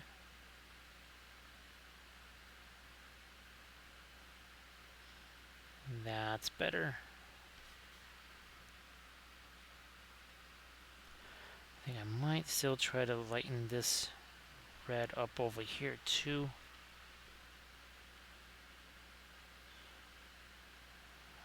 Right here on his belt.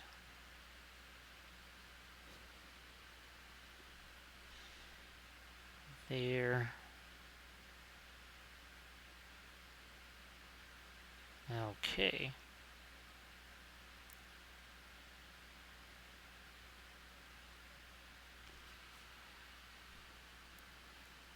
No, back over here.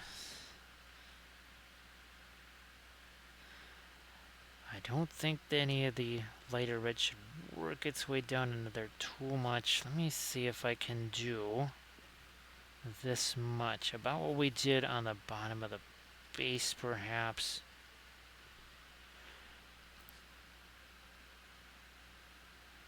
Alright, there. Not too much, though. Okay. Darker, I'm going to go with the darker red here, so that's our Egyptian violet. A little bit of the naphthol red. And we'll make that much darker.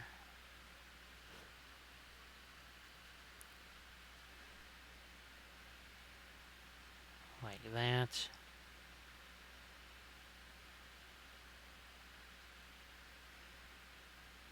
Here as well.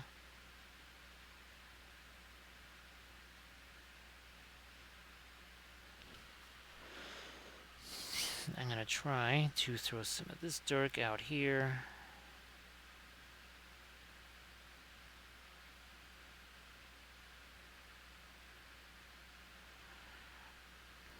And we're going to come back with some more definition and light and such in this area now.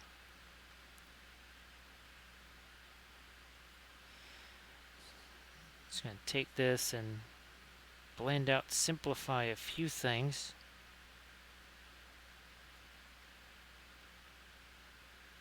And then we might come back again with something that's even a little bit lighter. Either that or maybe I have to darken some things down. I might have to consider, you know what, actually when in doubt, make things lighter. Hey there, Lady B, how you doing? Got Prussian blue here. Come on, Prussian blue, some of the floral blue there. Well, that's kind of turn it a little bit greenish, so we're just gonna ixnay that and look for some. There we go. There's some Prussian blue. That's a bit better.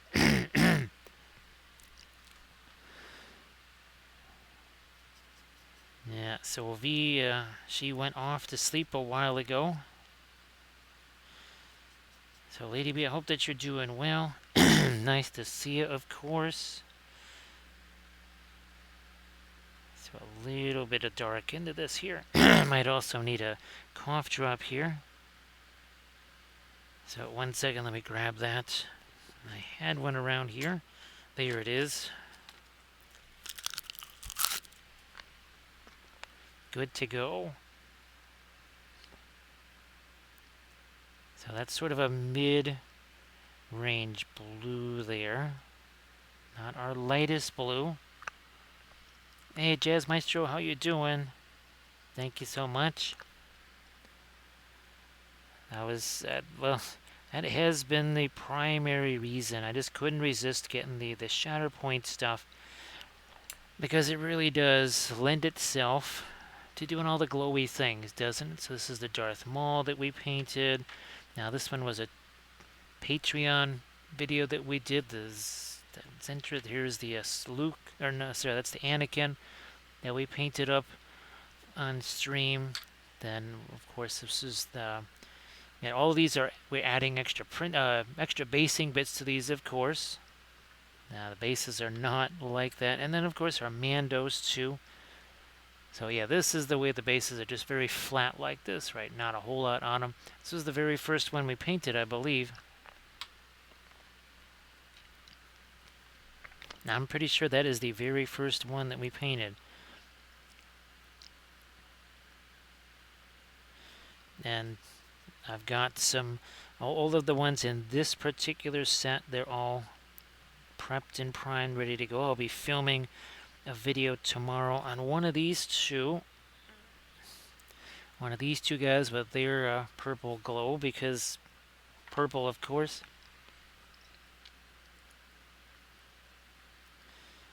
Alright, that is gonna. There we go. That's like a big old blob there. I think. Oh, there was a raid, I think. That's why. This is going to get slightly darkened down here. Mostly because what we're putting on there now is actually mixing with that pre-glaze. And of course, where's our other one here? So this had the same sort of a dual light source, except we had the orange and the blue there. Well, technically a triple one because the mask also had some yellow lighting there. So Jazz Maestro, great to see you back. I hope that you've been doing really well. Hopefully your Monday was a good one. And hopefully everybody's having themselves a good Tuesday. Where applicable, especially out there in Australia. Or it has to be, I don't know, maybe it is about 2 in the afternoon-ish or something like that. Well, that would be maybe Melbourne or whatever. Alright, let me work in there. That was all just a little bit too green right there. Just a smidge too green. Lighten this back up again with a little bit of our radiant turquoise. Alright, that's better. Oh, that suddenly got really dark.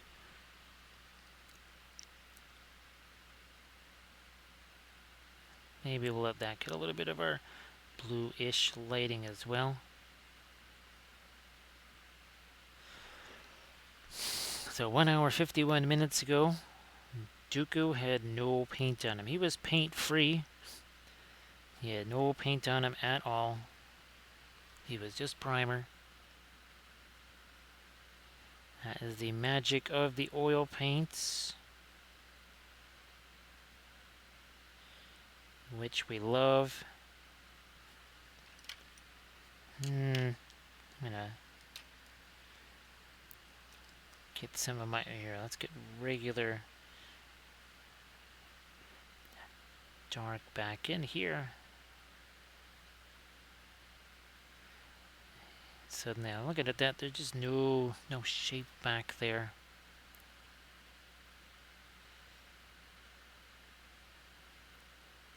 When in doubt, make things darker. That's what we needed to do here. It was just everything was the exact same shade of lightness there.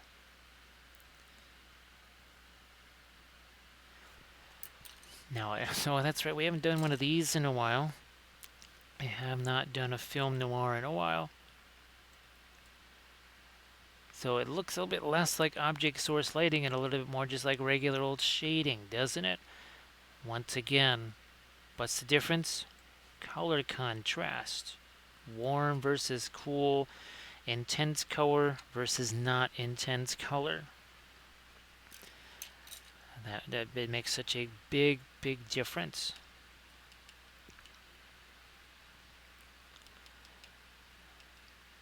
Now I'm going to go back to my lightest light here, I think. Yeah, that's still got, wow, that still has some Egyptian violet in there. I know that was something that, well, a lot of folks have to get used to. I know it was the same sort of for Kathy, this idea that washing the brushes is very different with the oils than with the acrylics. Hey there, Grey Wolf Studio. It's awful late for you there, especially on a Monday. Thank you so much. Appreciate that. That's 29 months. Getting closer and closer to 2 baker's. That's over 2 baker's dozens. So get working on a third. So thank you so much, Grey Wolf Studios. So Grey Wolf Studios, if you wanted to post. Speaking of it, I guess there's some Zombicide. What is it? Recoil, the Zombicide, Iron Maiden. That's it. A couple of other Iron. And then the. Oh gosh, Monty Python, Zombicide stuff too. So yeah, Grey Wolf Studio again. If you wanted to share any of the stuff that you've been painting there in the chat. Why don't you do that again? All the fabulous Zombicide stuff. And of course your Kathy tribute miniature too. Let's not forget that one. Because that one really turned out fantastic. Doji, you're going to have to share all the Eldfall Chronicles stuff that you've been painting. Yeah, Doji, the object source lighting on that looked really fantastic. So yeah, Doji, definitely share those if you could. So Recoil has that might now be in the possession of a Recoil. Nice to see again there, Darling Creepshow. How you doing, everybody? Please give Darling Creepshow a follow if you could. So good morning there, Doji. I know that well, work is probably going to be going really soon.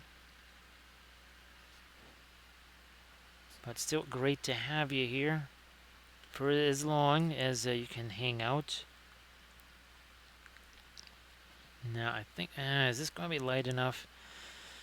I don't know. I did want to have a little bit of blue in it, though. So Grey Wolf already has those. Now, that's fantastic. Now, Grey Wolf, did you just kind of see yourself maybe, not right now, but maybe in a month or two, with just maybe a little bit more time to get back to some of your zombie side painting there. Alright, I need more. This. That's it. That's what's missing there.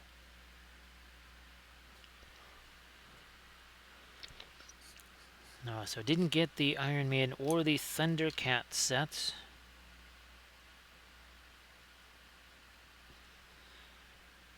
I'm trying to think. What did I think? Yeah, we didn't get any of the Rue Morgue stuff.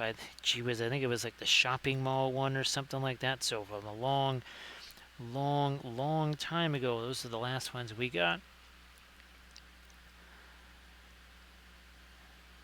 So yeah, Grey Wolf, I do hope that you'll be able to kind of get back into some of the painting there. I know for anybody that's kind of had life get in there and sort of have an impact on all your painting schedule and such. Hopefully that's going to turn around.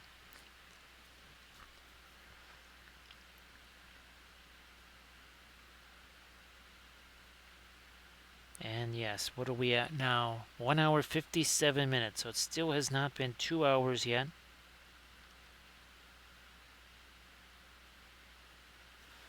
I'm not saying, I'm just saying.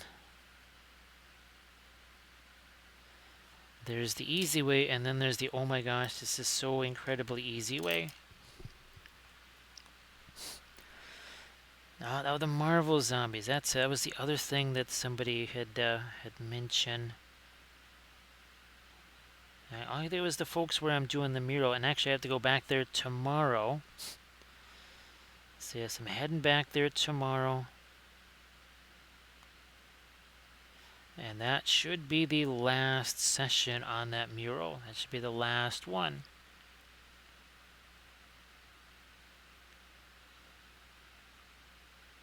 There's one more just to, well, ironically enough, I'm going to be doing this color blue on a lot of the flowers.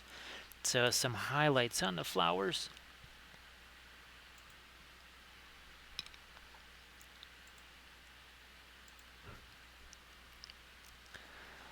Let's see.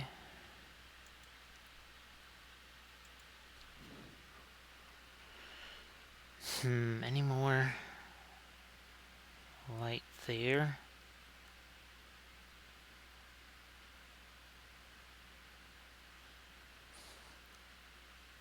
There's another crazy little edge right there. I'm gonna just soften that. This one too, see that's a hard edge there. I'm using this as a micro blending brush. Let me see here.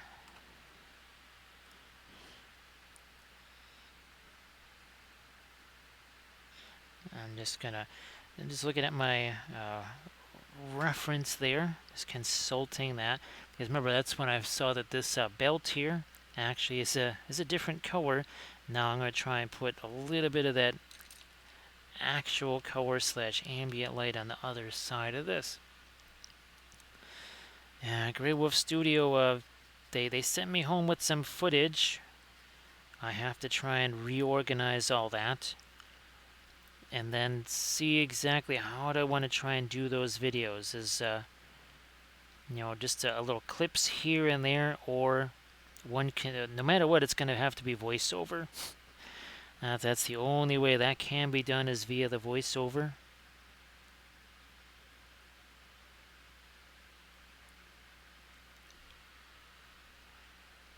Alright, I want to do this now.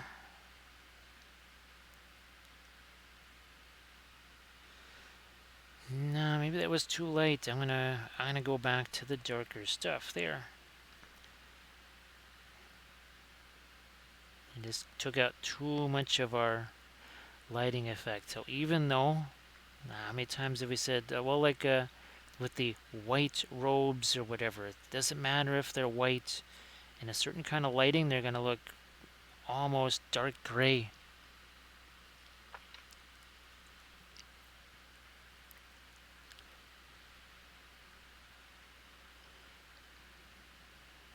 Let me throw a little more of my shading in there.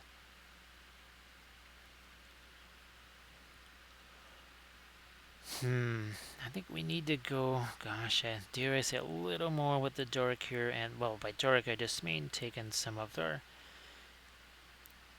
floral blue here.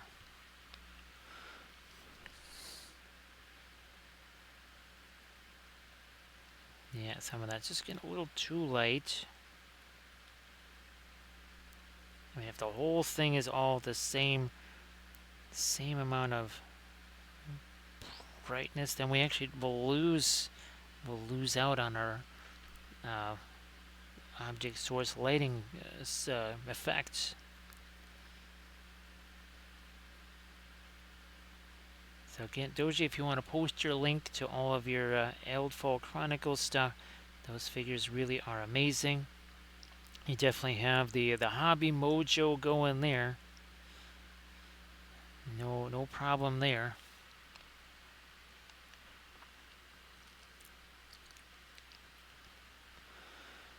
Well, hopefully you can finish off the school stuff soon enough and be able to get back into all the miniatures things. Alright, we're gonna... yeah, that needs to be smoothed out a little bit because these are, again, kind of shiny boots here. Which means we shouldn't have a whole lot of raggedy things going on with these.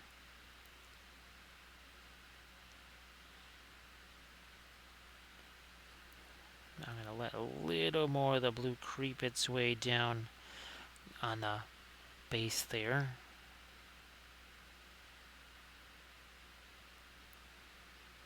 Yeah, using that as almost a bit of a blending brush. Well, you have a good night there, Queez. Thank you so much for being here as always. I know it's after midnight there. It is already Tuesday there. So thank you so much, Queez. Appreciate you being here, of course.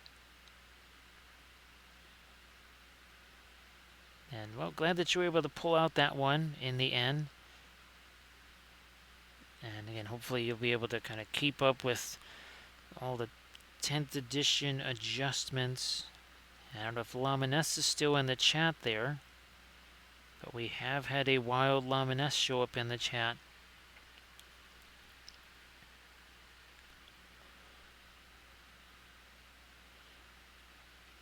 More, there we go. A little bit more of the blue, just kind of stretching across this way here. Now there we go. There's our Laminess. The Laminess might be heading off to sleep time pretty soon also. Since it's now after midnight there. Again, sorry that the stream started a little bit later tonight than I would have wanted it to. There's just many things that I'm trying to work on all at once here. Alright, I'm going to come back with some of my darks here on this, and then maybe some of light. But first, we're going to hit this with the Van Dyke Brown here.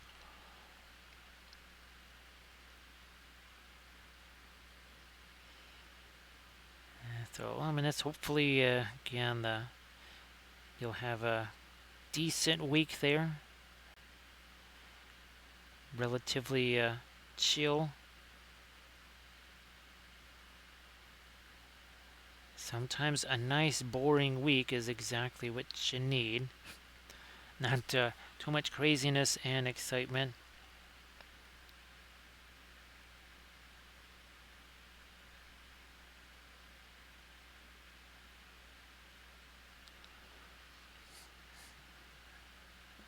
I'm going to try and sharpen up the edge on that too.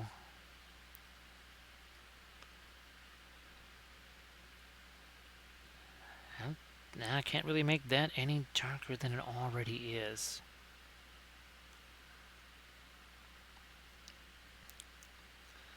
But this also gonna enhance some of the shadow stuff over here on this cloak, especially now that this has had a chance to set for a bit here. And then I'll come back in with the blending brush. We've done it before a couple times on the cloak. Just making a little bit of adjustment here again to darken this down so that our object source light looks more like light. Also, too, that should probably be darkened down as well, just a smidge. And that, not so sure what we want to do with that. I am going to throw a little more dark here and also over here. Grey Wolf Studios, thank you so much for being here as always. Have yourself a good one.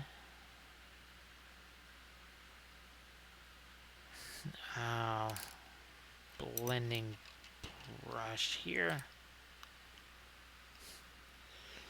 So again, that's just kind of a hard sort of a blob slash line there, and a little bit of our tap, tap, tap, and well, all that just goes away. We can't do this. It's straight up and down.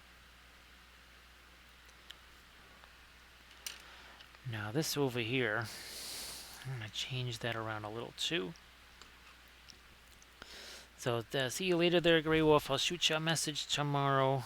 Well, hopefully with some of the final images of the mural. The last of the mural images.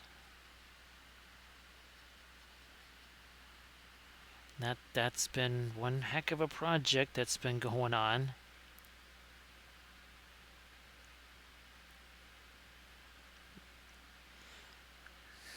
That's a little ragged there. We're going to try and make that a little less ragged. Now, I also have to get some dark down here. I see. Yeah, we're missing some. Might even do that almost as bit as a pin line wash.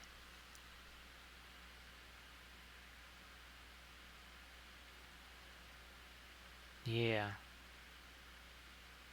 That just actually needed a hefty amount of dark there. We had a lot of the light. Did not have as much of the dark as we wanted.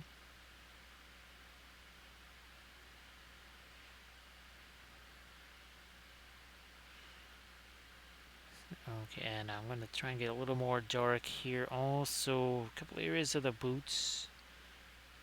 Yeah, the boots are kind of shiny, so means we'll have to have some of these kind of alternating light and dark zones on them.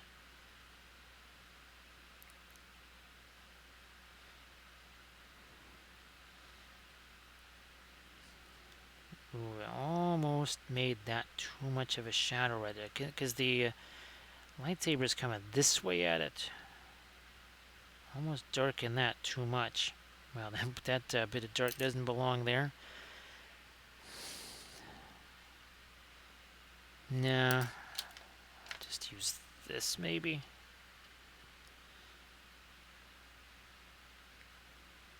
Okay, that takes care. Maybe we'll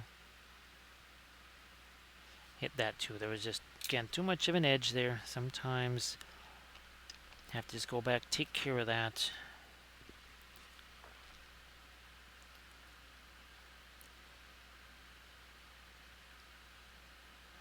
Okay, that was also had some weird hard edges on it. See if I can, that right there. I'm gonna clean off this hit and see if I can use it as again a micro blending brush here. Make sure there's also no liquid on there.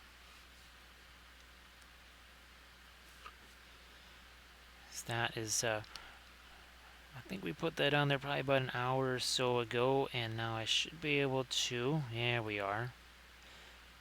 Kind of have intentionally left some of that alone. But now we're a couple hours in, so I feel okay about doing a little bit of blendy brush stuff here.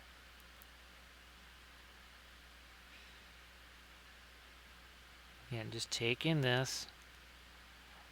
It's a straight up and down. A little bit of tap, tap, tap here.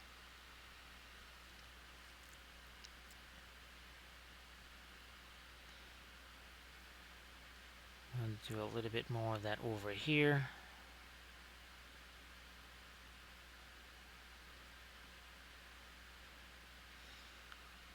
that actually, I'm gonna see if I can't do a bit of, that might be too dark.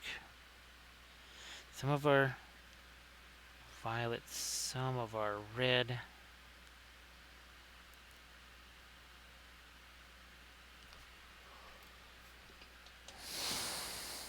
There's another area I think where I'm gonna can't do a little bit of our blending brush stuff here.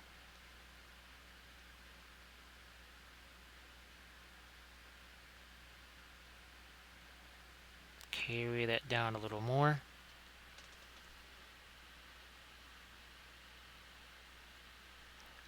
Let me.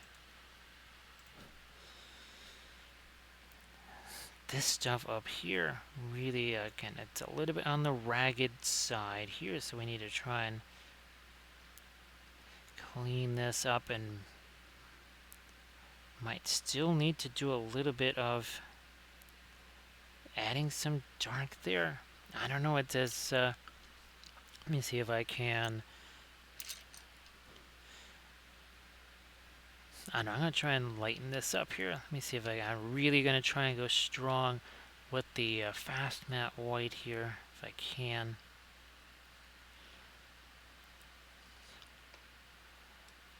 I think the last time around, a little bit of the Egyptian violet worked its way into there. Also, too, I think we're going to try and do that darn near pin line wash with it here.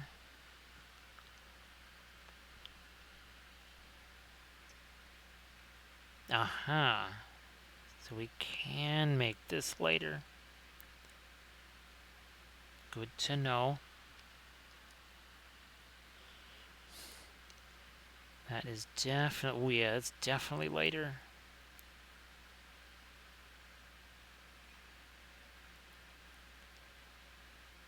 That's significantly, I didn't think I could get it that much lighter. I'm going to do that. I also should probably get some of the lighting effects too that go down his arm a little bit lighter as well.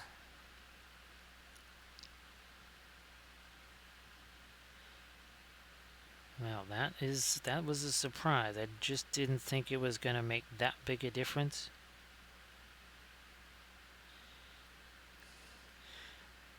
Now maybe even on the beard and mustachio here.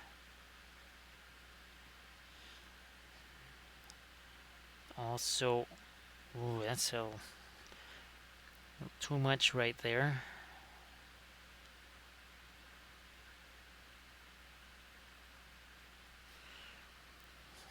Alright, let me do this again. Here, a little bit of our fast matte white. The nose. I want to get a little bit of that on that cheekbone, but I need to actually get a little bit of that off of the brush.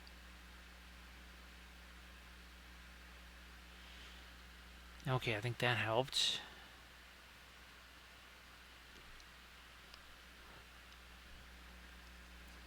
Here on his shoulder.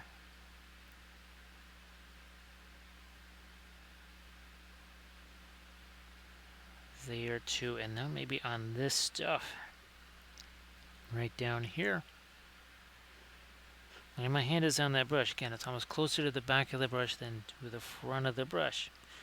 Gives me a nice, easy grip on that brush. Caress the brush, don't crush the brush.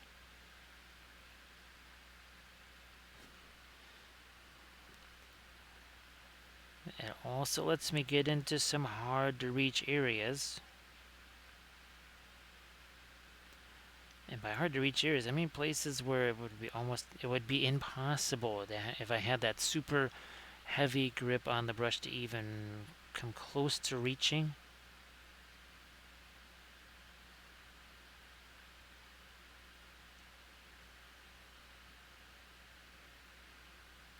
Alright, we'll lighten that to the hair. I think now that we've gotten our dark into that. Okay, good. Tried doing that before, but we had nothing, even not even a middle tone really to balance up against that.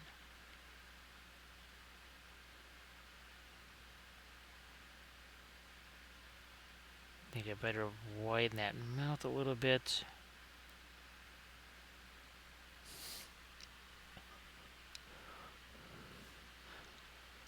Alright, well, Rico's mom, yeah, that's I thought so. Afternoon time, afternoon nap time. So, Rico's mom, you have yourself a fantastic nap. And again, so glad that you are doing so much better. That was a relief to hear. But, of course, thank you so much for choosing to spend some of your time here with us. Everybody say good night to Rico's mom. Well, good afternoon. I should say. So Elite, that's kind of neat, right? That 2 hours and 17 minutes is, well, that's what we've needed to get this far. And that's with the base, that's with everything. And again, it was just primer a couple of hours ago.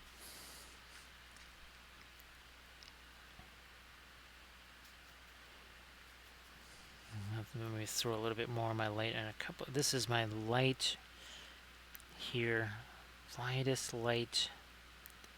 Try some more down here now. Again, way easier to get to this. Here with the nice easy grip on the brush. I'm even using, see, that's just an empty container.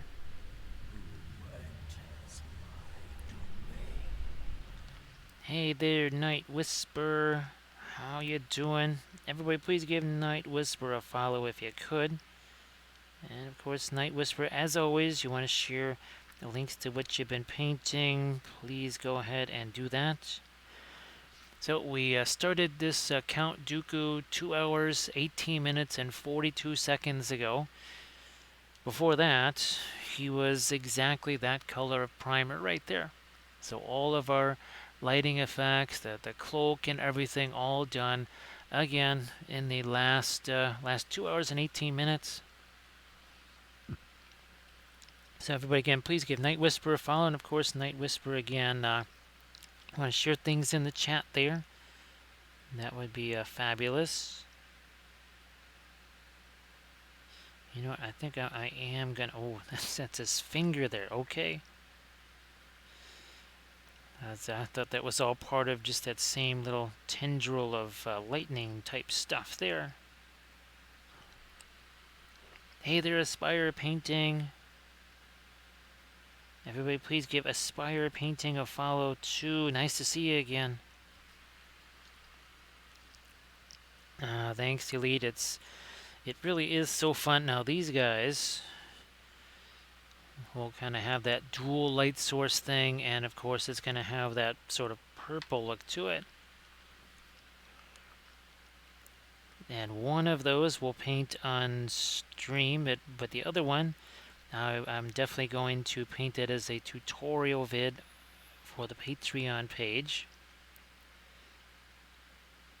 Most likely tomorrow, and then Thursday we'll probably paint one of the other glowy guys on stream.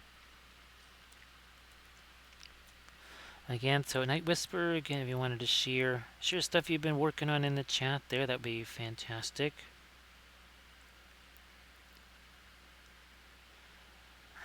Let me see if I can't just drop in a few lights down here, maybe, yeah.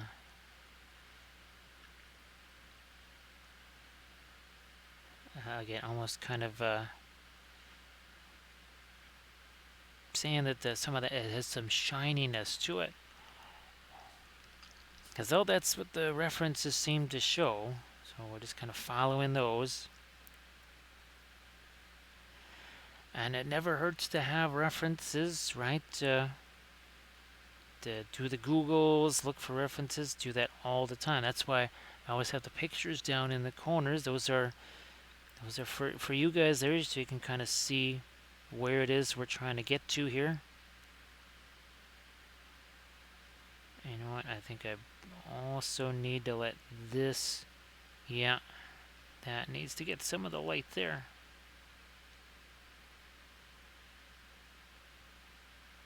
Alright, that works.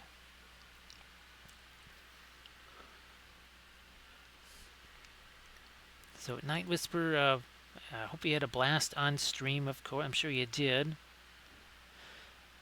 Don't know if it was a super long one or not.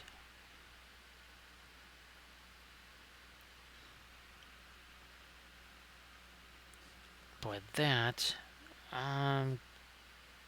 yeah, maybe this, okay. That might just be light enough there. Yeah, that's just a radiant turquoise. So a little over 3 hours there for Night Whisper's stream.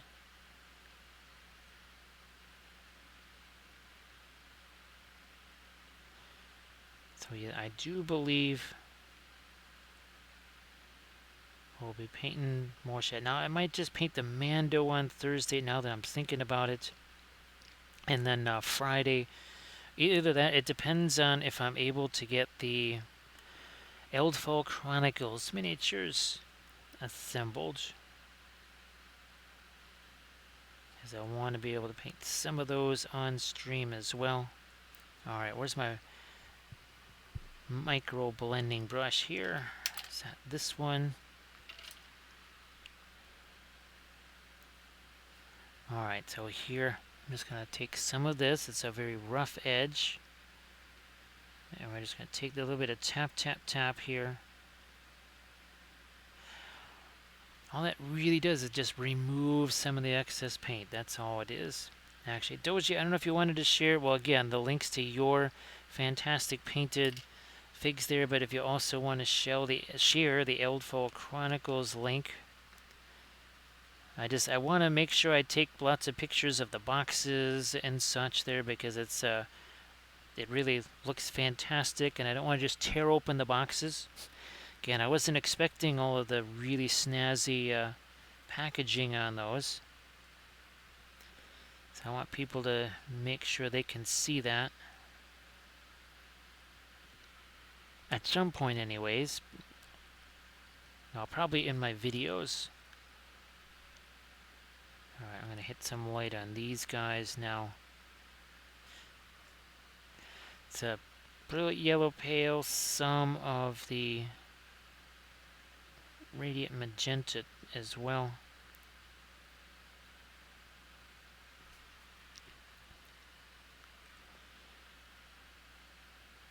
Okay, yeah, a little bit more of that right here. So everybody, please check out the Instagram link there that Doji posted. So Doji, those have really, I mean, you have to be super happy. Because of course, once they're all done, now you have obviously lots of fantastic miniatures, but you have the game too, right? So that'll be great. Alright, now I'm starting to get the more shiny vibe there on the boots. Okay. And there's the link to the Eldfall Chronicles. Again, the newest campaign just concluded. Tons of fantastic miniatures that are part of that. This also needs to be cleaned up right here.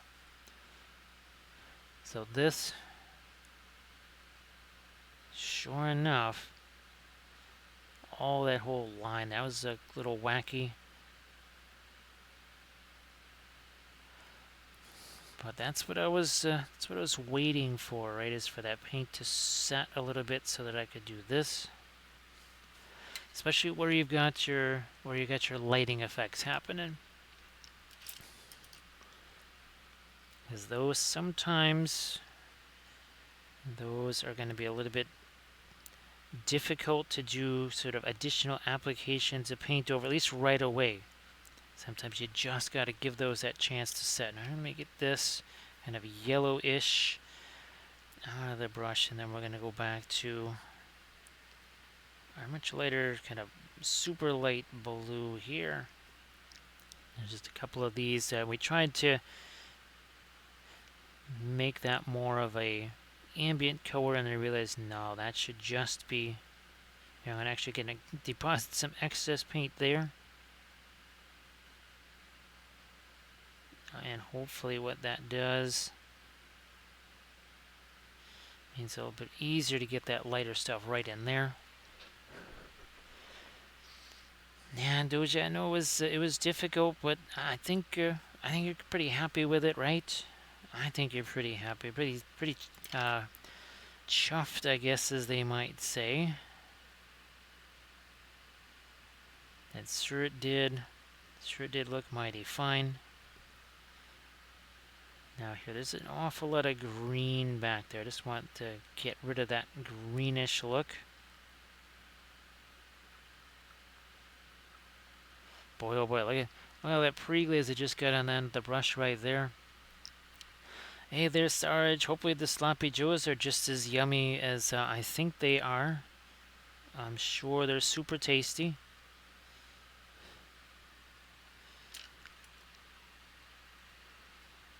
Yeah, Doji, I mean, and it stands to reason, right, that maybe next time around it's going to go a little bit easier, and then a little bit easier the next time after that. Hopefully each time you do it, it just gets a little bit easier. Now, see what we're doing here? This is some ambient light, some ambient reflected light there.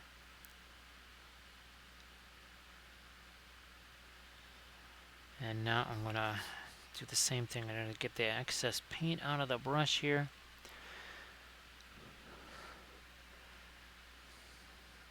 And so, Sarge, glad that you're able to get home. No fuss, no muss, and have plenty of chow.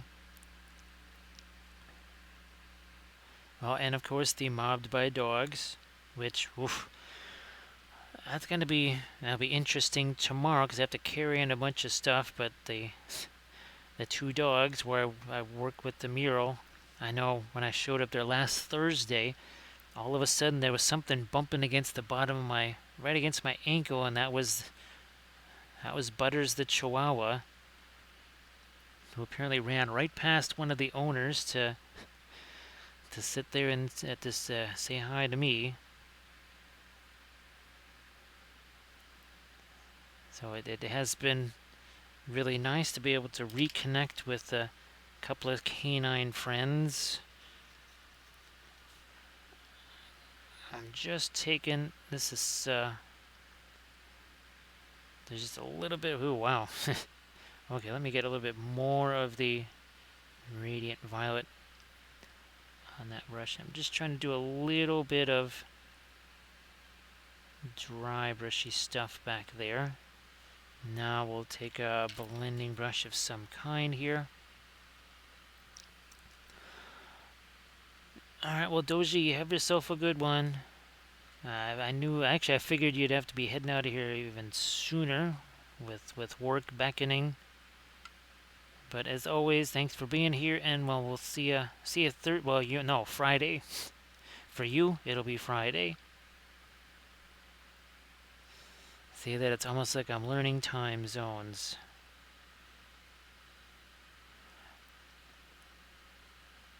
Soften that up a little bit too. Sometimes again you have to simplify things.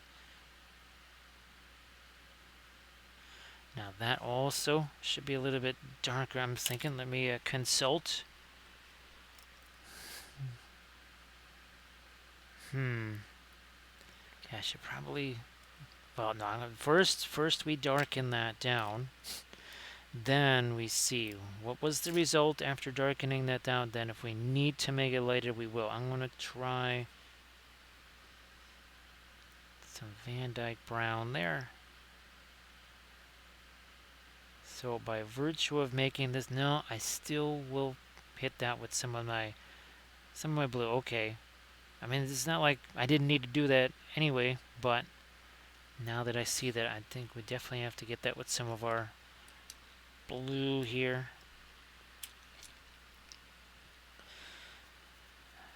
Mostly just a radiant turquoise. Oh yeah, more than enough there. And again, see a little bit of a Tap, tap, tap. Here even a little bit of a stippling type of brush stroke. Look at that. Again, you can't do that obviously with the acrylics.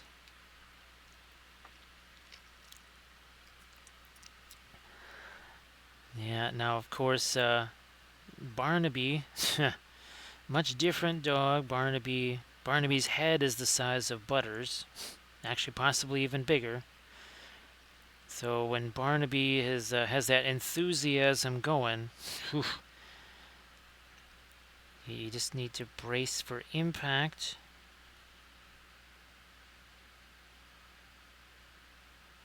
Which will be interesting because tomorrow I'll be carrying stuff. So I have a feeling that Barnaby's probably going to get in a wee bit of trouble because Barnaby's going to want to say hello. And I'm going to be otherwise encumbered, as I think is the role-playing folks say, right? That's if you're carrying a bunch of stuff, you're encumbered.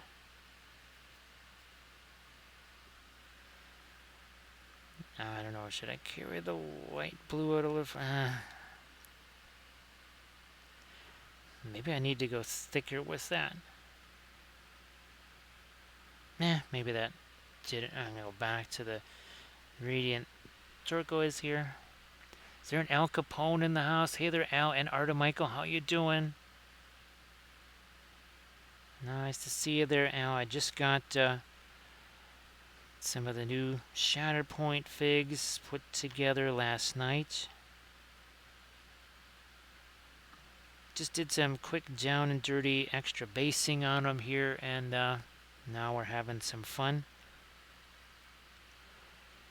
So there we go. If you check out that Discord link right there, you'll get to see what Night Whisper was working on tonight. So Night Whisper, thank you so much for that raid. And everybody, again, please give Night Whisper a follow if you could. So Al, great to see you. But I was really thrilled to see. Yeah, that's going to go up on the Patreon page. I filmed the video yesterday where we used those tall grass tufts that we made on all of the Mahood riders and all that stuff. So yeah, that was really fun.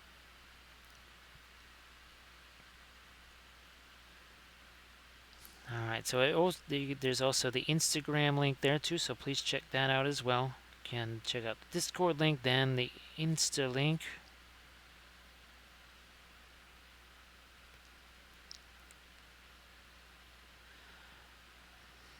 What about my blue flash right here? The consultants. Oh, yeah. I do think some of it ends up over there. Okay. Yeah, Al, I gotta print some of those out bigger.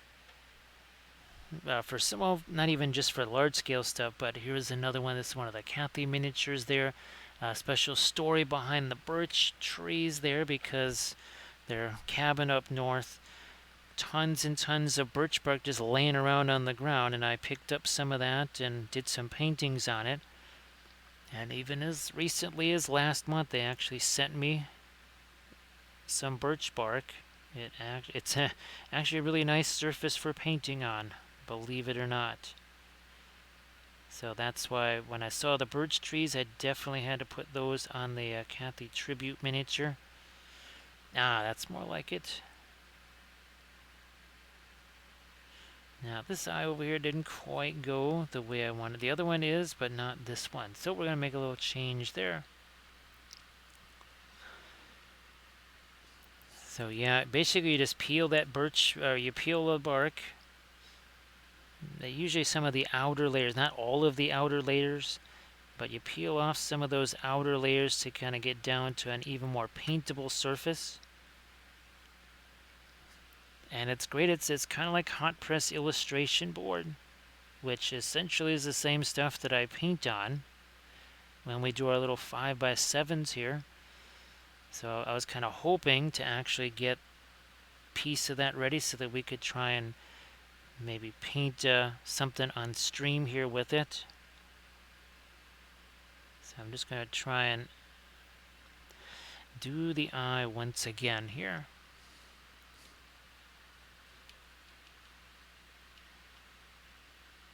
Well, I'm glad that you've been able to get into some of the illustration stuff there, Arda Michael. Now, Arda Michael, well, I don't know. I'm guessing still no decision yet on whether it's going to be battle companies or a straight-up campaign. I know you're telling me how they have some resources when it comes to like an actual big old campaign. They're going to get rid of some of the excess there. Now I want the eye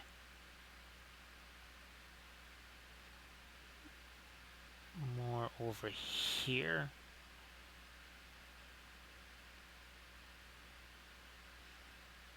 Okay, I think that's where I wanted that to go. So it should be really interesting to do that, to a painting on the birch bark.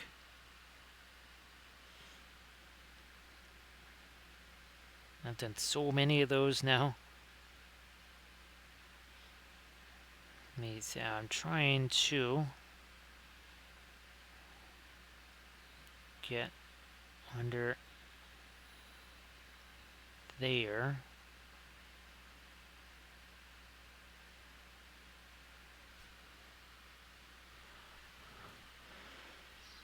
So there's a Mumak and friends.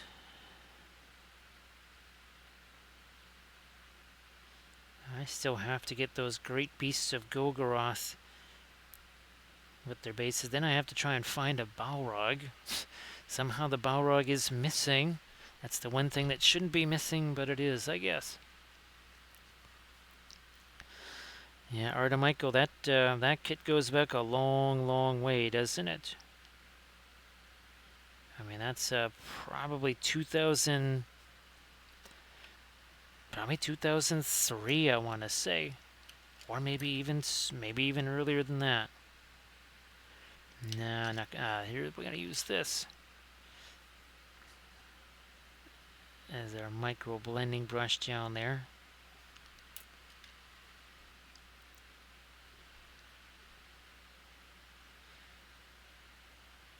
Catching, oh yeah, here, this.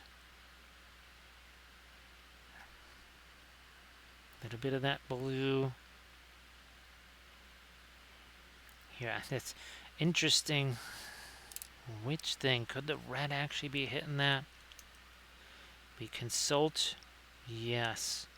Probably a little bit more of our red there instead of the blue. So we'll switch gears here, no problem. We'll switch over to something like this.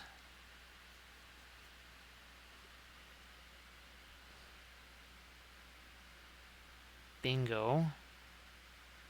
Like that.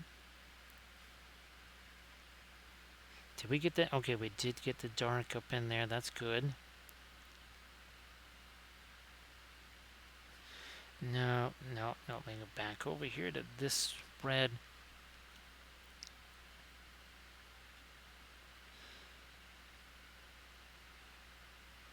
Well, there was so many really nifty 3D printable Mumaks out there. I've really got to get some of those printed.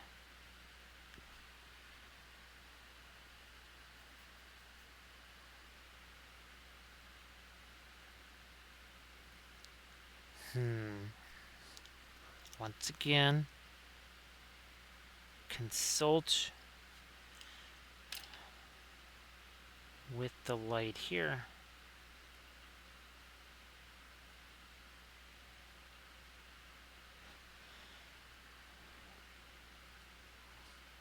Not too much of that back there, just a little something. Same there.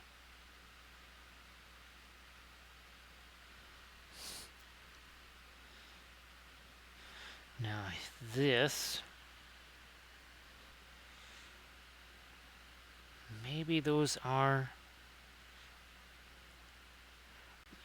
I'm going to switch, maybe a little reflected light here. So we'll go back to this kind of grayish tone.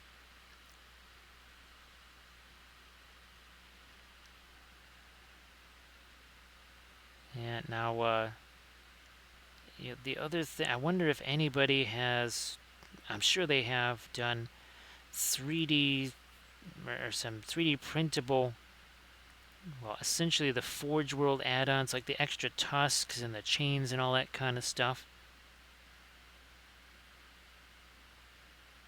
It's the one thing I still don't even have for either of my Harad armies, Far Harad or Near Harad, is a Mumak.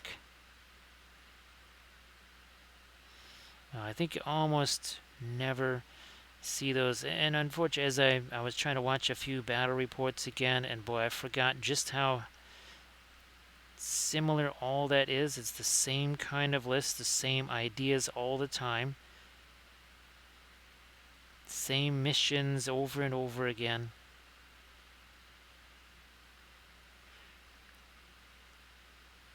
Which is why I'm really glad that I'm going to try and do the live streaming format there.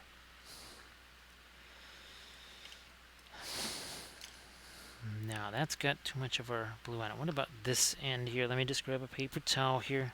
Again, instead of using a whole bunch of cleaner on it, I'm just going to do this. I'm just taking the paper towel here, and that way it's going to be nice and dry. And of course here, I got some paint on my hands there. If that's something that you don't want to have, well, speaking of 3D printing, right, we all have heavy-duty nitrile gloves, so you could put one of those on. Short of that, though, all it's going to take me is about 2 minutes, warm water, dish soap, all that'll be gone. Just like some of these brush strokes now are going to be gone because we're doing a little tap, tap, tap thing here.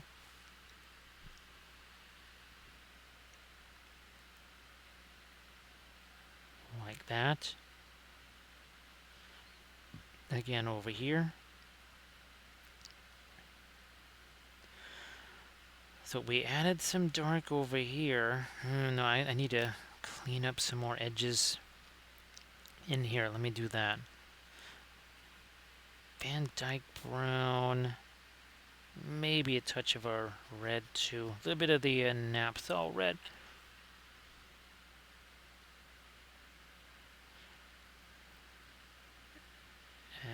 Okay.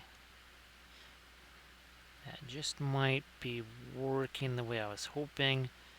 And then we'll have to come in. I mean, he has basically white here, so we still need to get some light there, but not super, super light.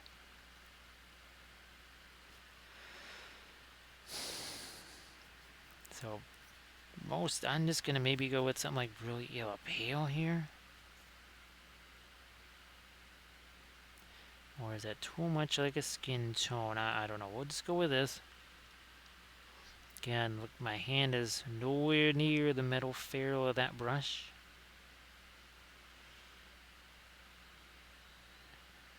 Now maybe a little bit of light on the skin there.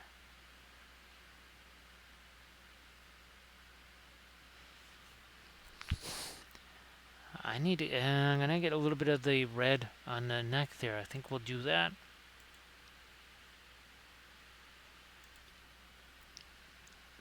So we'll do that. I'm just gonna check here with my flashlight. Oh geez, yeah. Yep. I looked at that and I said, I'm pretty sure there maybe be some of the red reaching that area, given where that lightsaber is. So there you go. Now I didn't want to necessarily connect the darks, or wipe out the dark that's disconnecting these two. So I'm just going to use the blending brush. That's the little micro blending brush, of course. Soften up the edge of that. Maybe one more time to lighten this up. So everybody please check out the Instagram link that Al Capone just posted. So Al, you're going to have to send me some pictures You have to send me some pictures of what you've been doing there. So everybody, please check out that link that Al posted. That's that Instagram link. Yep, that's an Insta. So Night Whisper checked it out, said some nice things. Everybody else should do the same. Everybody, please again check out that link by Al Capone.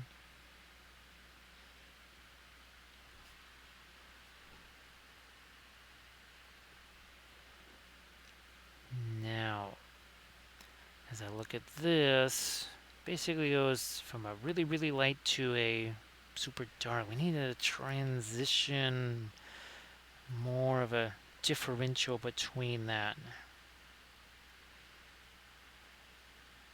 Let me try something like this. So it's not, definitely not a dark, but also not quite so light.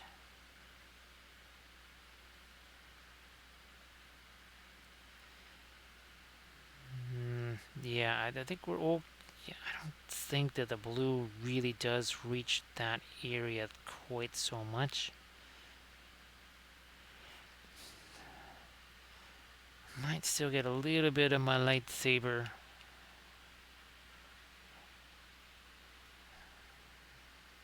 Light here on the side of his face. Is this too light? We'll find out soon enough.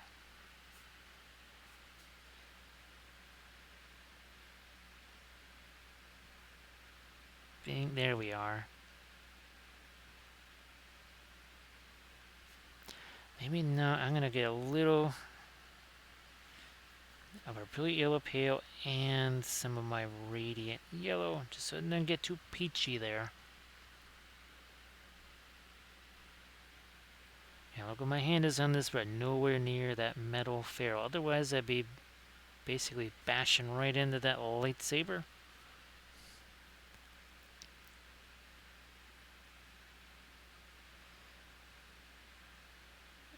I'm going to try and get the top of his ear-ish. A little more.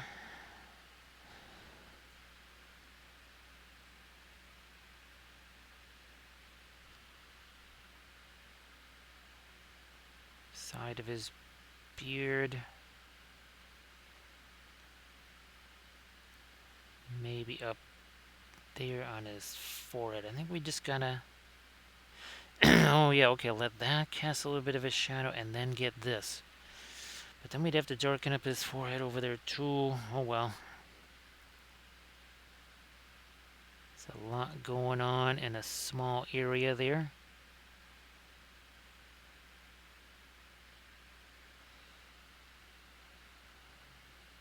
And then you've got, yeah, let me see if I can get a couple little lights on that. It's probably some kind of metal there too anyways.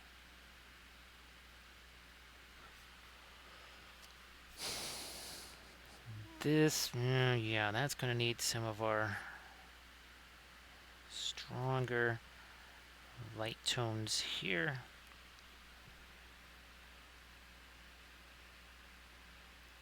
Right along that. Some there.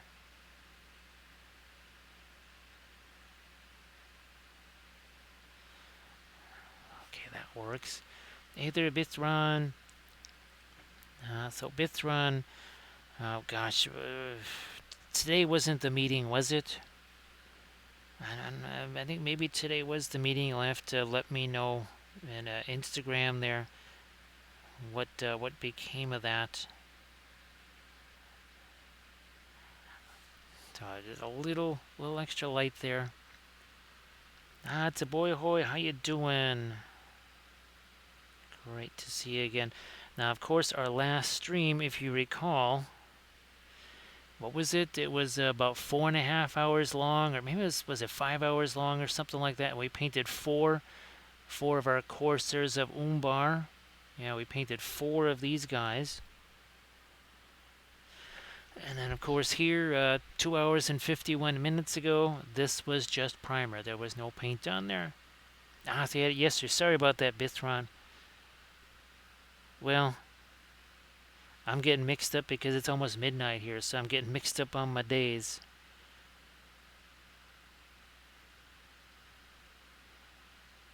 Alright, I'm going to throw a little more light there.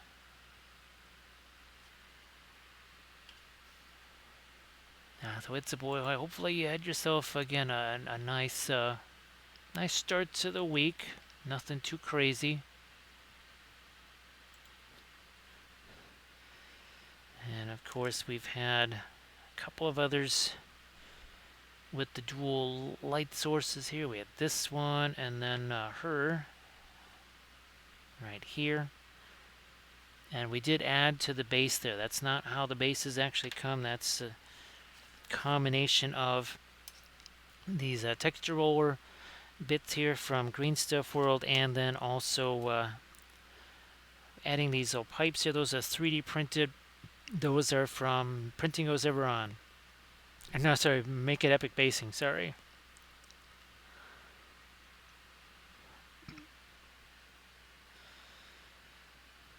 More of our light there. Trying to catch a little bit right now. That was too much. It's alright. Alright, we'll just come back and we'll take some of that away. Not a problem. Does sharpen up the edge, which is good because that also then makes it, well, kind of shinier. Right, because that's what you need, is those sharper edges there. Let me see if I can use this as a bit of a mini blending brush there. Sure enough, yep.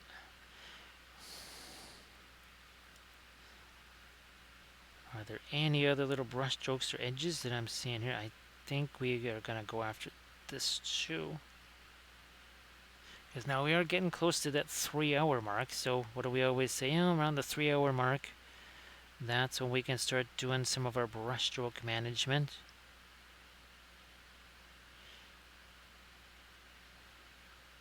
And all that is just a brush of varying sizes, sometimes really big, sometimes really tiny, like this one here.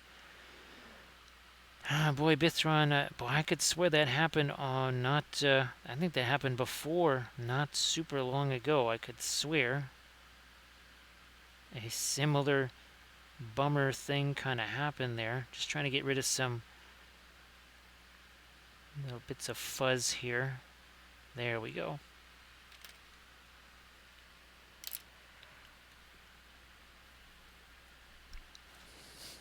Now over here, let me shine my little light on that and see. Yeah, that also should get some of our blue. No problem, we'll do that here.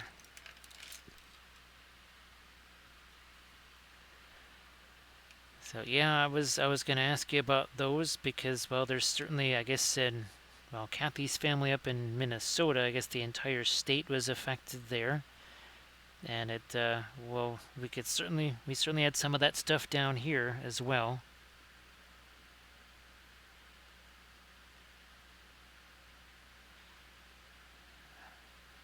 Yeah, we needed to just do something like now. I'm gonna have to connect that. This is pretty much the radiant blue right here, radiant turquoise right here. Sorry.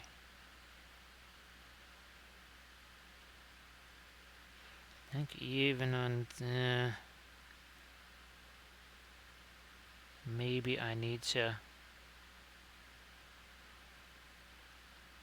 go lighter on that, or let me try and just get some so-called regular skin tone maybe in an area here.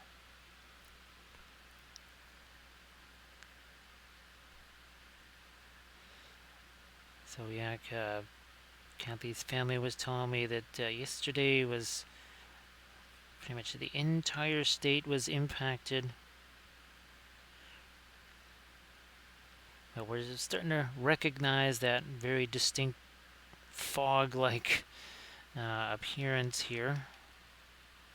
That weird kind of haze.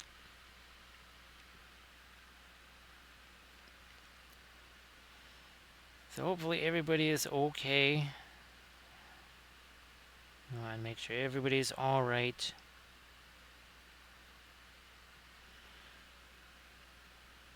That's some Prussian blue. Some Prussian blue and radiant turquoise there.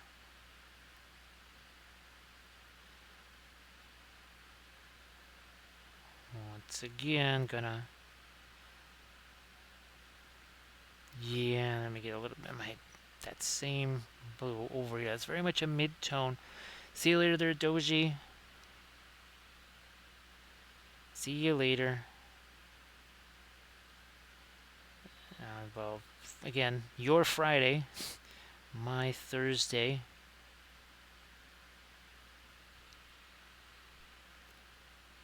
So yeah, that was one of the days when I had to get over to where the mural is. It was genuine. I mean, it looked like fog. It didn't actually look quite like smoke. It looked just more like fog, which was very confusing. Now we haven't had anywhere near as much as they've had up in Minnesota. Here it's been more of just kind of a weird sort of a yellowish, just a weird tinge to everything.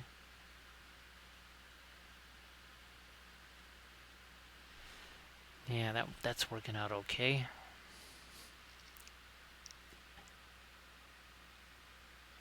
So again, you see we got the warmer colors on that side, the cooler colors on that side.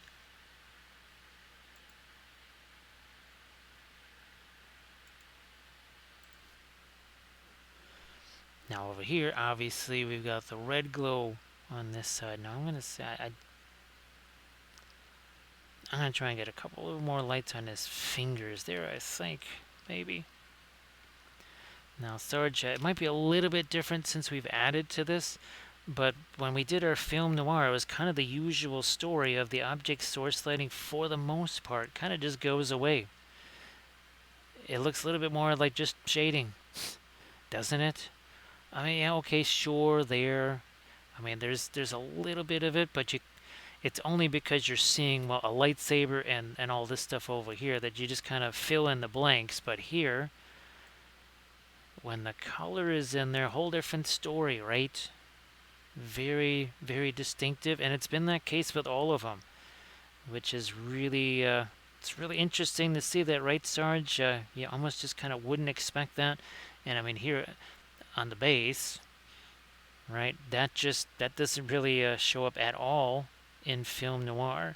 Now I'm also going to darken this a little here. That's a little bit much on the ground level there. So I'm just going to take some of that away.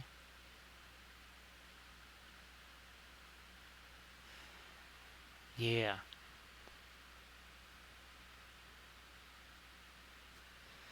Take away a little more.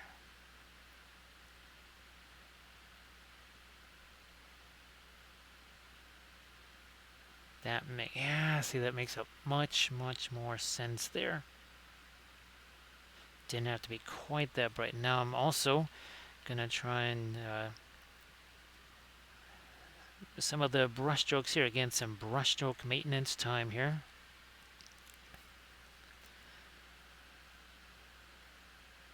And all that is just a very gentle little tap, tap, tap there. No, none of this. All that's going to do is smear things.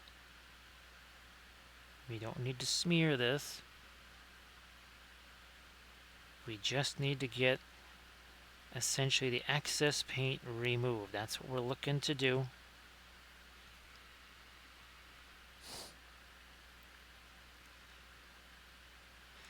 So Sarge, now that you've had some chow there, you're able to, well, and the dogs have done their greeting.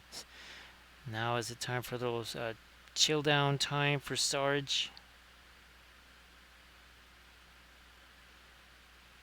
And of course, Sarge, well, looks like you're able to still kind of progress on some of your the Space Marine things that you were trying to do. As we welcome in Browntown Games, gee whiz. Browntown Games, that's fantastic to see you again. Nice to see you, Browntown. I hope that things have been going pretty well for you.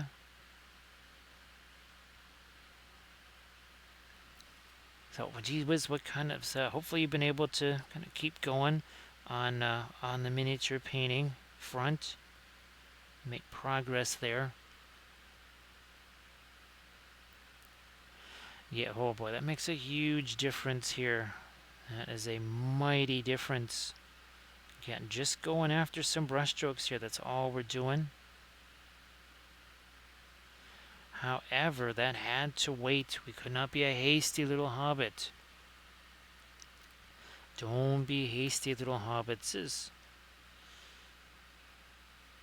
And as far as, because people ask me, well, how long should I wait for things to set, right? Where you put something on there and then you wait a while before you come back to make some modifications to it. Well, it will depend on the color as well. So I would say something like a phthalo color, or even our reds or something like that. Even some violets, you might want to give that a little longer. Now, this is actually some ultramarine blue here. I'm going to see if actually changing up the flavor of that blue a little bit also makes a difference.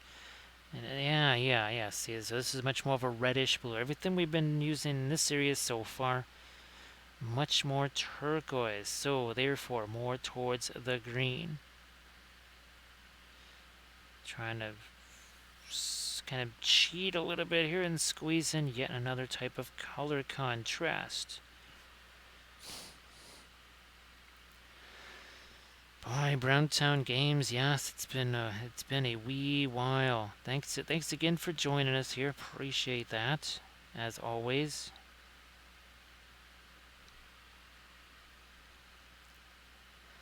And thank you so much, Armored Wolf, for posting a link to the Patreon page. I've got another new video that I will be posting tomorrow to the Patreon page. That'll actually be video number 6 this month. Yeah, it'll be video number 6. I try to do 10 videos each month. This one was sort of a culmination of a loose 3-part series. It wasn't really... It's not like an army painting series per se, but it definitely... there was where we based the figures... Then we made the grass tufts, and then in the latest video we actually utilized those grass tufts. So I'm just getting a little bit more of the blue there. Now these are just too much little dots right there. I'm going to try and go, well, when in doubt, make things darker. Let's try that. Just some Van Dyke brown here. Right here on the hair. Maybe some of that back here.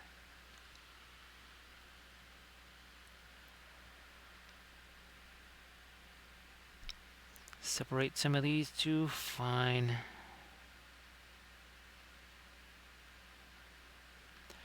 Now, what about this stuff here? Let me try and just get some more of my red here. Now, it's got a little bit of the Van Dyke brown in there because that's what's on the brush. Oh, that helps. I think on the sleeve here, I would like to darken that down a little bit, then get my little micro blending brush here, do a little bit of tap, tap, tap on that. Yeah.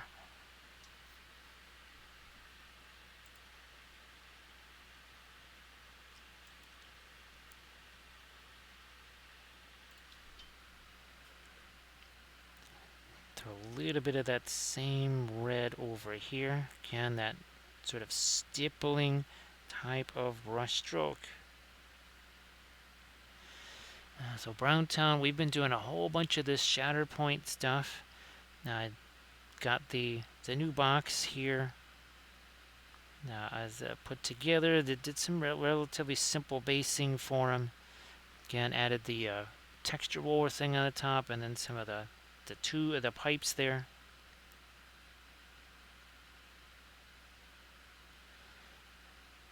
As we basically did pretty much the entire starter box. Now we're moving on. No, I need the blending brush over here. We need the blending brush, and we're also going to welcome in Denethor. Where did he go? Where are you at, Denethor? There you are. It's like, ooh. So what is it with you? Wait a minute. You look familiar. Does this... You do seem taller, though. Doesn't he seem taller to you? Also, where's the sandals and the robe? It's like, what are you talking about? It's like, seriously, dude. I know you from somewhere. So, how you doing there, Denethor? Great to see you again. So yeah, Browntown. We actually were using some of our homemade fluorescent red here, just like we used. Where's our Darth Maul? There we go. It's like we used on him. Now, of course, there's been lots of glowy things here, whether they're Mandos or Jedis, right? Plenty of glowy stuff, because, you know, glowy stuff, right? So Denethor, great to see you again. So Denethor, I'll be working on the mural again tomorrow. Well, today. So yes, more. Well, it will be the last session on the mural. No matter what, this is the last session on that thing.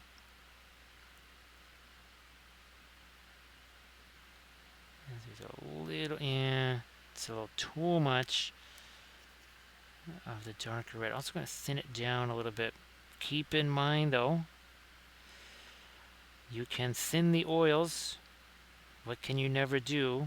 You cannot dilute them. Can't do that. It's not going to happen. You can thin them just fine, but if it's a brilliant yellow pale and you thin it down to 90% thinner, it's still going to be brilliant yellow pale. You'll be surprised at just how much it can cover.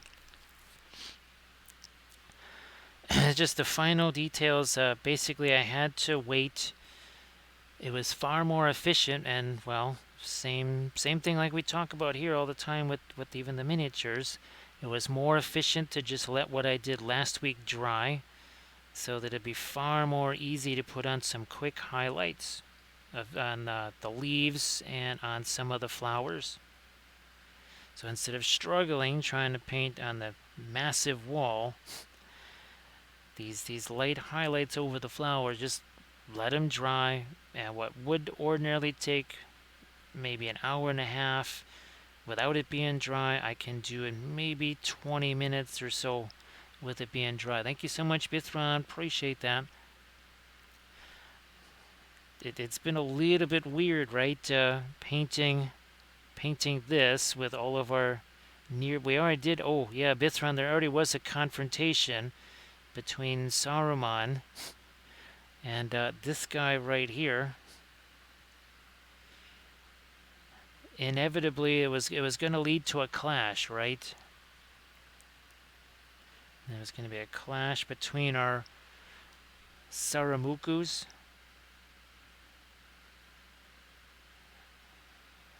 Alright, and then the last little bit of light there on that cloak. But the reason that shows up as lighter is because of the dark over here. Not so much because it's light there. It's all about the dark. Yeah, Artemis, I keep thinking that Blackheart miniature, they must have, you know, Christopher Lee, but as Dracula.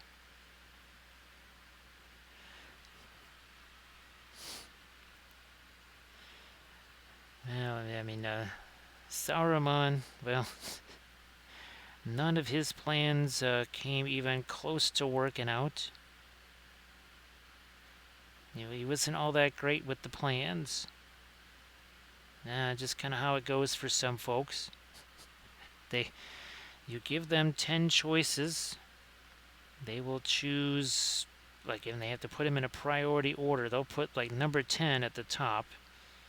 All the things that they should be doing first, those will be at the end of the list. It's inevitable.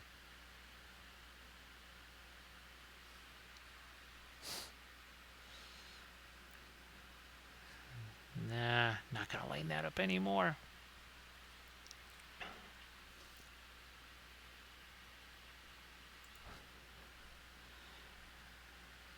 I will have a little bit of the red hit that, and just a smidge of that over here, I think.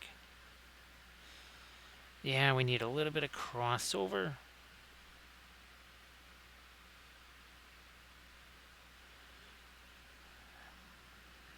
I don't know. I really don't want to darken that down too much. The little lightning effect, I guess, if that's what we want to call it there. I don't know if I want to darken that too much. Maybe get back to some Prussian blue. That's going to be dark.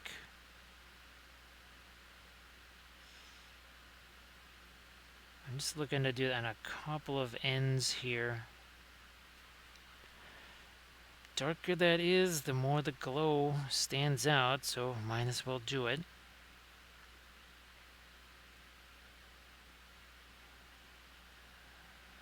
Yeah, not too much, and then we'll work some of that back into here. So that's got some of the ultramarine in there as well.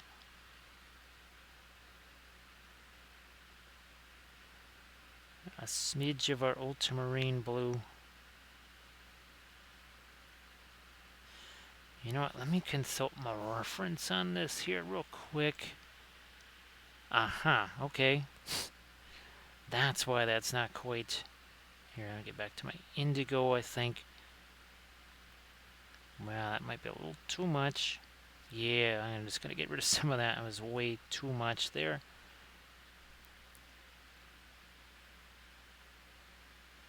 Alright. When I looked at my reference, I said, okay, there is some separation with that there. Now, what's going on down there?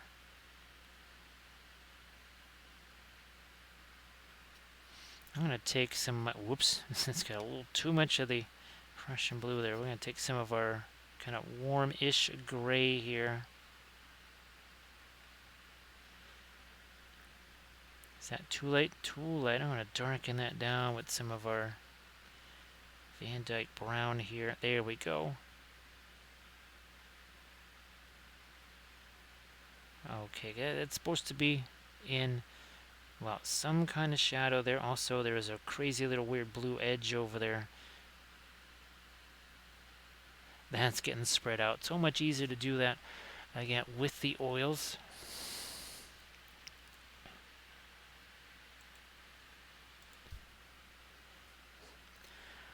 I think I got a sufficient amount of the... Boy, technically there is a little bit of blue that reaches all the way back in there, but we're not... Oh, yeah, no, we're not going to do that. Not going to do that. Sometimes you just, well, we have to simplify things, right? It kind of, the flashlight says there should be some back there, but I think I want to not do that.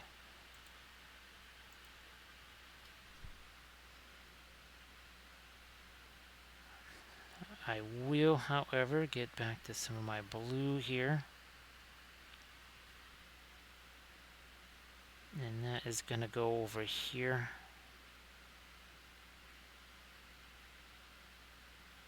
Just right there at that one edge, and that's it.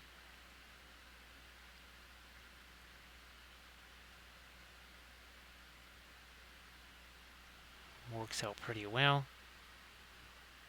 So say we all. Oh, thank you so much, Queen of which island? I appreciate that. Queen of that island, thank you so much. Appreciate it. Thank you so much for the sub, and hopefully you've had yourself, well, a good start to the week. And it doesn't always happen. As we say here, sometimes Monday has a little too much Monday in it. But thank you so much for the sub. Now again, the base stuff that we added to just the regular 40 mil was actually this part. So you can see it right there. It was this part. And you can see how I just kind of cut that out and then we glued it on there, and then I had to use some epoxy sculpt here, stuffed it in a little bit of gap, and then I just took my sanding sticks and sanded all that down, and you can see nice and flat. I can't see any weird seams or anything like that. So Queen of Witch Island, thank you so much. That's of course, as always, very, very, very, very helpful. Oh, and you know what?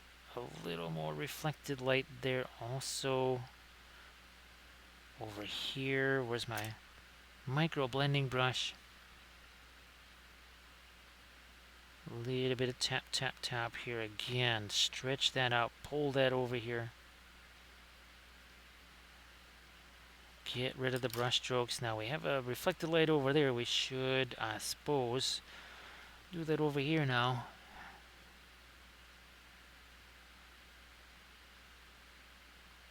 Alright, and now blending brush again. So it goes from a really hard line to, oh, look at that. And just think that could be 4 or 5-ish layers or so, maybe even more if you're going to do it in the, well, the traditional sort of acrylic way. That saves a bunch of time, doesn't it? Hashtag no layers. Little bit of raggedy brushstroke thing here. Now, see, even under there, I'm going to just take this. Again, what I'm doing is getting rid of the excess paint. That's all I'm doing.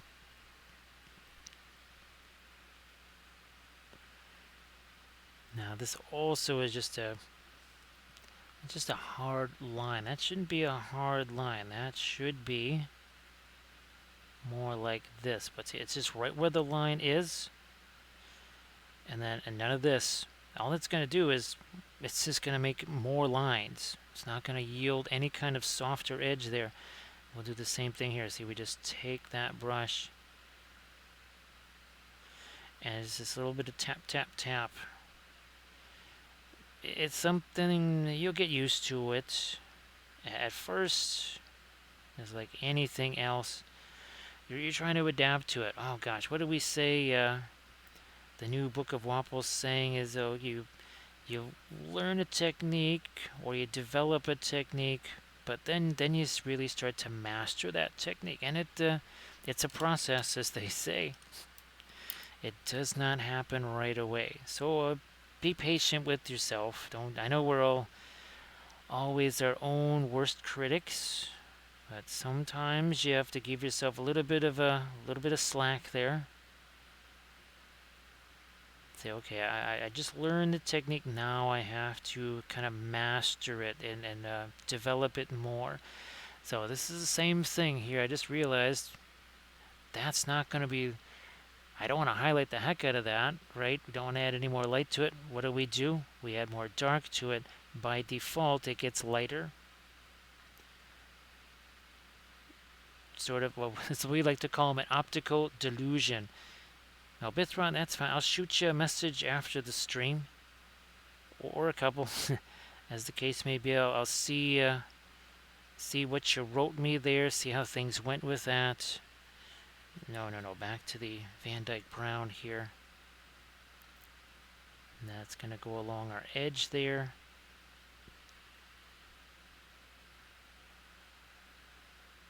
Just like that. Let me see if I can soften up some of this too. Now, it's got too much paint on it. Let me get some of that paint off of there. Alright, that's better. Much better there. Okay. Do we need... Wow. Oh, alright, I'm gonna... No. Let me try this one more time here. Now, in the interest of saying that we need a little simplicity there,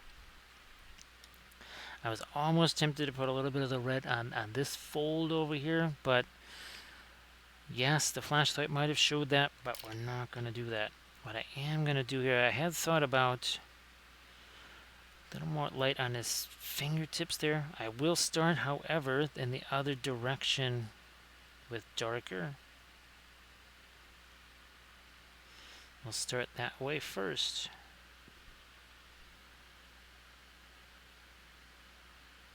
Like that. Then look at it because, well, first things first, let me do this.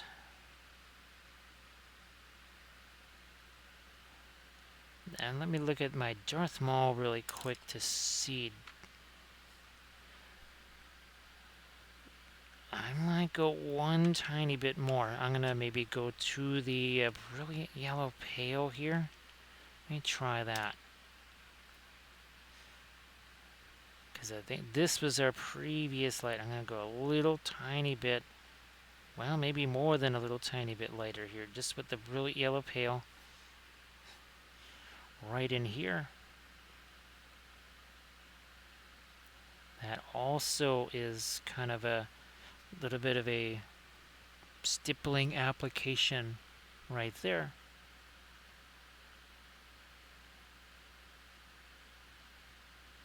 All right.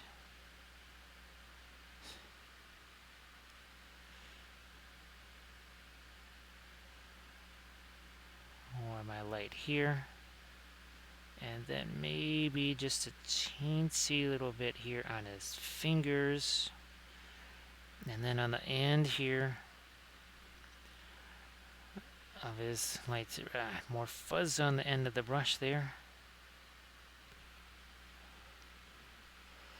Hey there, Angry Panda. Nice to see you. Thank you so much for joining us here. Well, Angry Panda, I think you've seen me using those little flashlights. Those are tremendously helpful. And the thing is, what you could do is you could take a picture of the miniature with those lights shining on it. And they come in 4 colors. There's actually red, blue, green, and white. And we've certainly made use of this to see, okay, where's that light going to hit his face? Where does that maybe fall on the base? Where does that hit this cloak? So that was the blue. Here's the red. And then where does that hit? Here, where does it hit his face? I mean, technically it hits his arm over there too, but that's kind of getting dominated by this. And then, of course, well, where does it hit the floor there? So, and these are dirt cheap. There's dozens of these in a box, and it's $5 or $6 or something like that. They don't last very long, but they actually do make handy little flashlights.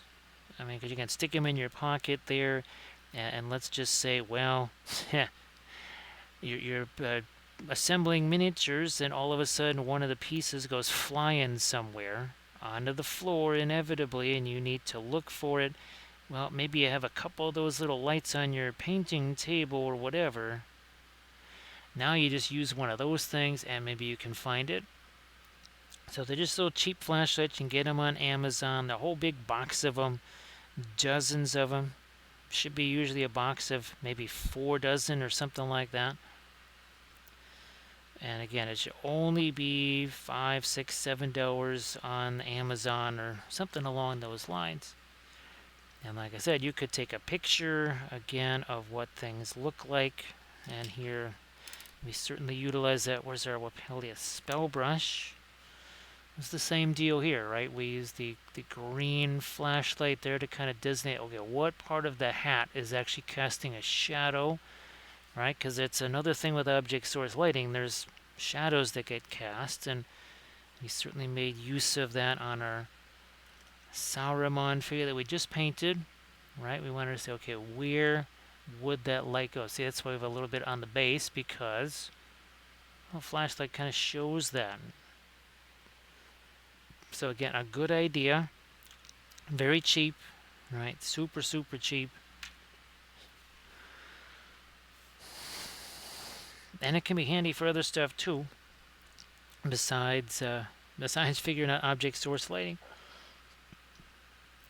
And of course, with object source lighting, the key is to do the lighting stuff first. So if you go back and watch this, and you can, well, all of our episodes here, they're all saved as highlights. You can always go back and watch them from the start. You'll see that we do the object source lighting first, not last. Because that's generally what people do for whatever reason, is they superimpose, so they try to anyway, an object source lighting after they painted the whole miniature. Basically, then they paint the whole thing again. Probably better. Well, I mean, I would think better to paint the same miniature once, not twice. Also, a lot less stuff can go wrong since you're starting with it, which means if there's something you don't like, very easy to change. Now here we're making a little bit of a change in that we needed some of the light over there. Now we've got some.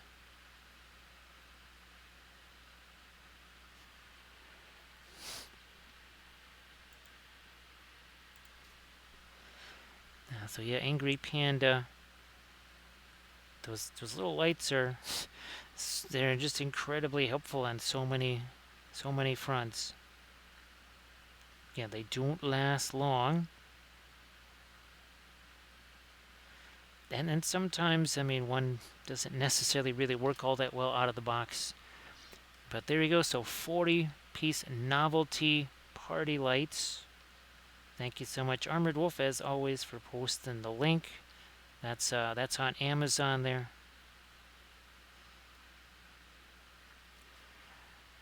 Again, really helpful things to have, just even around the house. I'm sure the kids will have a blast with them too. They're not a super intense light, say like like a laser pointer. So yeah, they're not a laser pointer. They won't. Well, it's not super comfortable to have them shined in, or to have somebody shine that in your eye, but not damaging quite like a laser is. So maybe a little bit safer even than a laser. Now they won't work as a laser pointer. Let's say if you're playing a game or whatever, not going to work that way.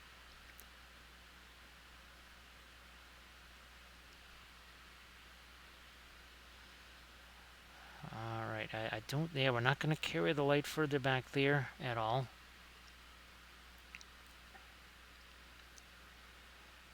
Need to leave our shadow in place where possible. Thank you so much, Chris. Appreciate that. Like I was saying earlier, right, there's a reason why I tell people, you're going to do your first miniature or two in oil paints, why not have a big old cloak? Because remember, all we had to do was slap paint on there and grab something like a blending brush or whatever, right? And do a little tap, tap, tap thing, and that's all it takes. We're doing the same thing. So we're going to do a little bit more.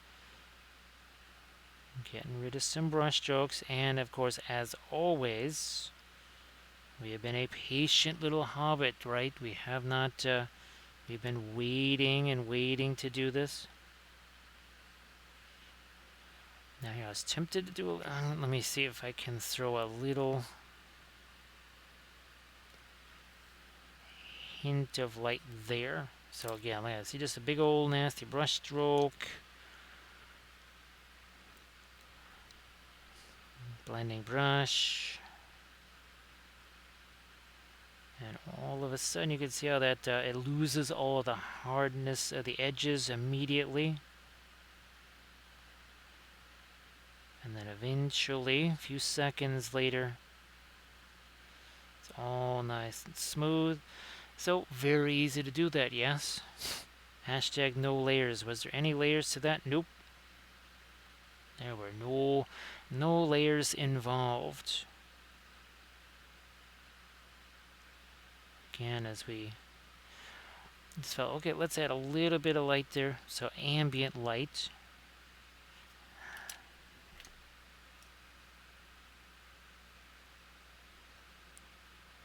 Boy, it does show, it's interesting, it actually shows some blue reaching over there, but we're not going to do that. Well, and Chris, of course, you only do that. You're also spinning around, doing like 2 revolutions in the air, of course, because it's no problem, right? It's easy, easy peasy. And thank you so much, Armored Wolf, for posting a link to that GoFundMe campaign. Thank you so much. That, again, is for some of the heavy-duty stuff here around the house. That, again, the stuff that I just can't do myself. And that's sort of a long-term solution right there for some of these vexing things that, again, when things got really rough, I just couldn't do those and take care of Kathy too. So now we got to do those. All right, a little bit more of my dark there. Let me see if I can sneak in one little bit here, right along the side of his eye. Okay, look where my hand is on this brush. None of this. Right, well, first of all, not really gonna be able to reach it that way either. That's supposed to go right there. Maybe we need to thin that down a little bit.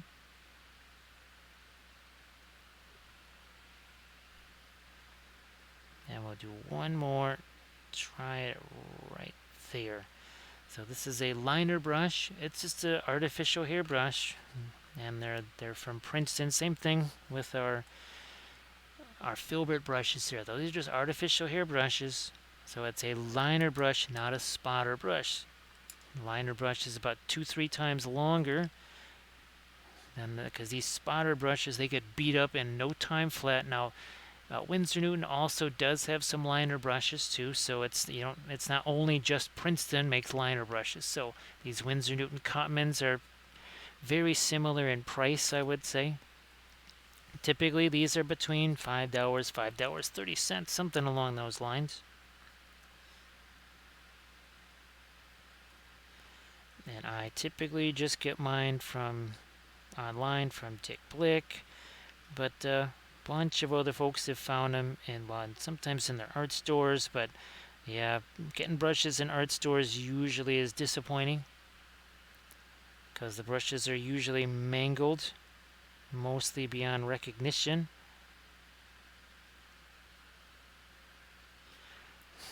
I still think I have to try and get some white on this.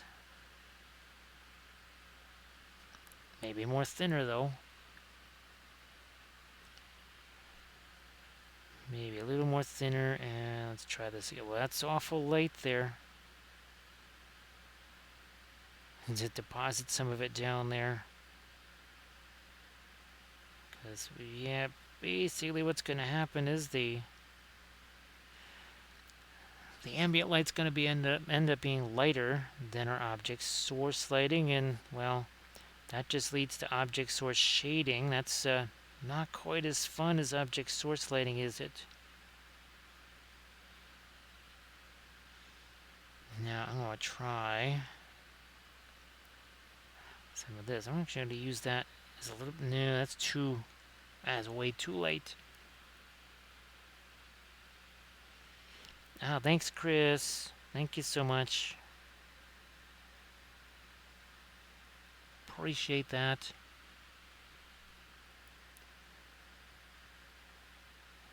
It really does make a big difference.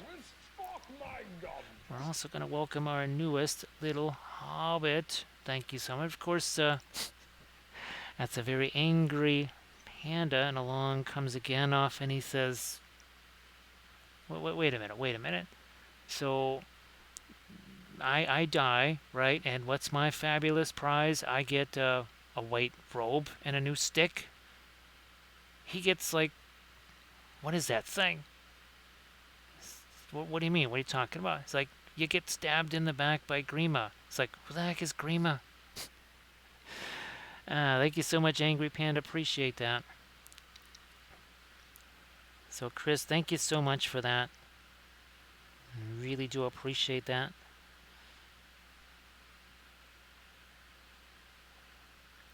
Especially with, well, new stuff cropping up also. That was not something that I was expecting either. I thought, okay, well, we have these major things. It's like, no, let's add this also.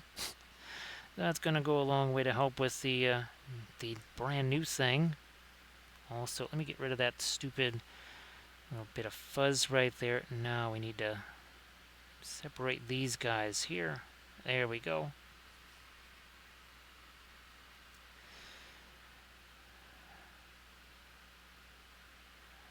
Chris, it's one of my favorite motions for them. Obviously, when the typical Punch and Judy, they're talking to each other, but then they do need to then turn towards the camera, so to speak.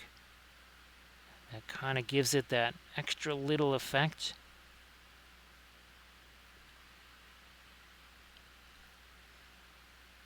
Just a little something about that when they're actually looking towards the camera like that.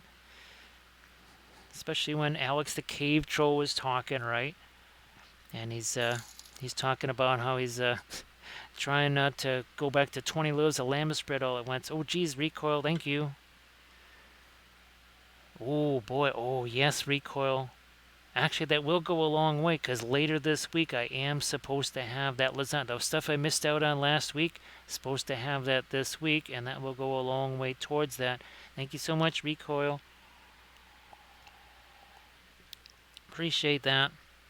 And, of course, hopefully, hopefully the other meal there for Recoil's mom is going to be delicious, but hopefully she also had a nice little afternoon chow there. So Angry Panda, that is our cranberry ginger ale and some rum. Normally, oh, that's what I forgot to look for at the store. Have to remember that. Normally, the blackberry ginger ale and the rum is my favorite, but that's they don't always have that there. So that is our medicine right there.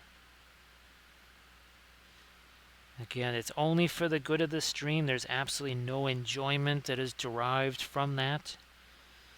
It's just to keep the voice going. So one must be selfless.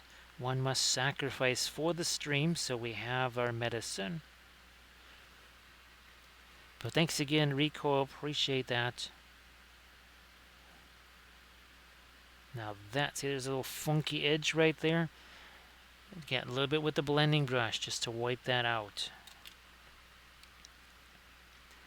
So yeah, Panda, I've done a few little mixes, I believe, in the past with that and some other stuff. For whatever reason, I did the same thing with coffee, with tea. I would basically mix things together. So then, is it any surprise that we also mix our own oil paints? Is it really that huge of a surprise? As I look at that and I say, yeah. A lot of the stuff that's over here on this side, that's paint that I made. I also have made the fluorescent blue as well. I do suggest the these, and I almost said lipstick thing, but that's the nail polish containers, because those, well, a couple things, they tend to certainly be a little more airtight, but they also don't tend to kind of squish like that under the influence of, say, maybe the linseed oil, because sometimes the plastic containers that people get for whatever reason seem to kind of squish. So don't want things to squish, do we?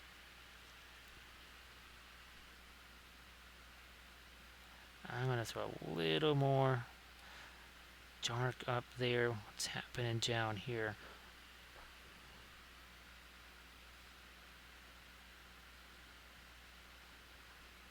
Nothing. Oh, that needs to be dark. Yeah, no light there. If anything, it should be casting a shadow, which now we have there. Chris, well, I always keep thinking of, well, obviously your cave paintings thousands of years ago, in some cases 15-ish beyond 1,000 years ago. And somebody not only painted those things on the wall, but they made their own paints. There was no art stores, there was no Google to research how to do it. And they actually had a sense of edges and contrasts and perspective and all that stuff of their own. And that was somebody that spent most of their time trying not to get eaten by something much bigger and tougher than them. So that goes back kind of a long way. Except anytime I think I'm all that, then I realize, yeah, somebody was doing that thousands of years ago. No dickblickart.com. Nope, not for them. There were not as who would have thought there wasn't as many cell phone towers 15,000 years ago as there are now. So yeah, when I think of that, and I just think of how they made their own paints with no written record or anything like that, they just were able to do that. So that's pretty incredible. So anytime I think that, it's a little bit of a pain there to suddenly have to mix some more fluorescent this or fluorescent that or the metallic stuff, I say, well, could be a whole lot more difficult.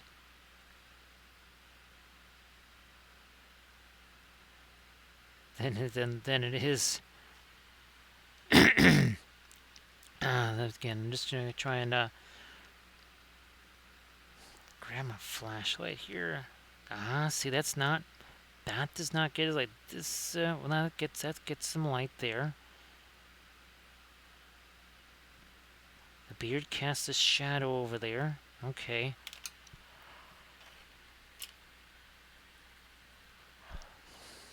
Once again, back to this is the Radiant Turquoise again. Radiant Turquoise. Trying to soften that edge there.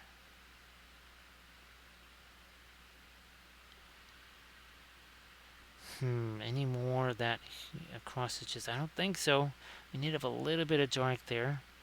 Obviously, not a lot of ambient color anywhere except here. But then our Darth Maul ended up very similar.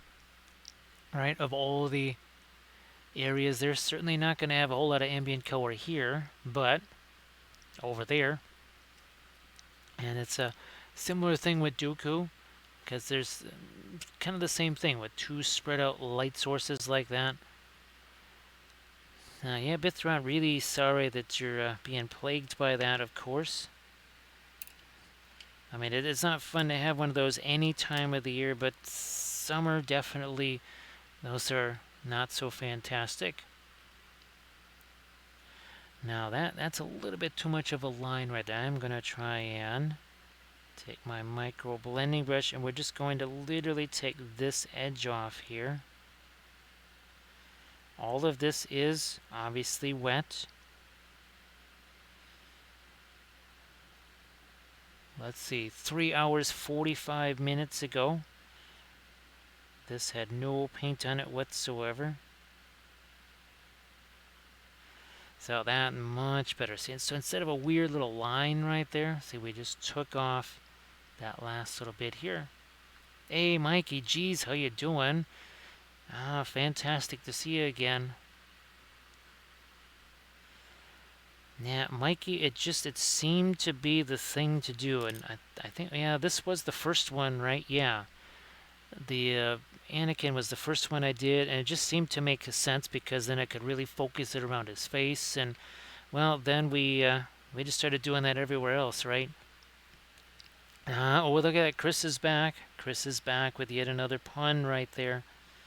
So now here's, again, that's the Ventress one. And again, you have to, this was a little crazy because it was mostly violet and purple and all that kind of stuff. And then we had the red lightsabers. Whereas the Darth Maul, right? We have this kind of tan and brown and the bluish black skin tone, right? So Mikey, great to see you back again. Yeah, I've got all the new, this is the Dooku box. I've got the Mando that goes with it. And these guys, this one I'll be filming as a tutorial video tomorrow. And then, of course, well, we've had fun adding the 3D printed basing bits to all of our guys here. Now, this was the Green Stuff World texture roller right here. So that's the gray extra firm Sculpey. You can see, there you go. You can see that bit right there. And you can see how I've cut it around the edges there. I think that was that for this one? Yeah, that was for this one right here. So you can see that tri-hex roller texture there.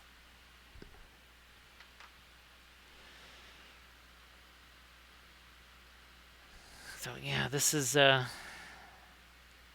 your Jango Fett right there. He's got he has some very shiny armor in the pictures when you look at him. Let me see if I've got the card here. So yeah, he's got himself some shiny armor, doesn't he? So there you go. Thank you so much, Mikey. Appreciate that. And then, well, speaking of the Mandos, right there, this was actually the very first one we did. I think this one was the second. Now, those are just on the plain old bases right there. So that's me not adding anything to those bases. But thank you so much, Mikey. Appreciate that.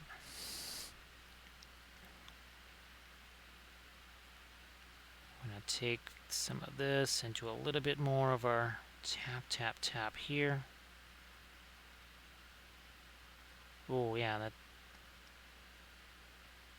little bit of brush stroke management right here. I think we're good over there. This is a little raggedy here.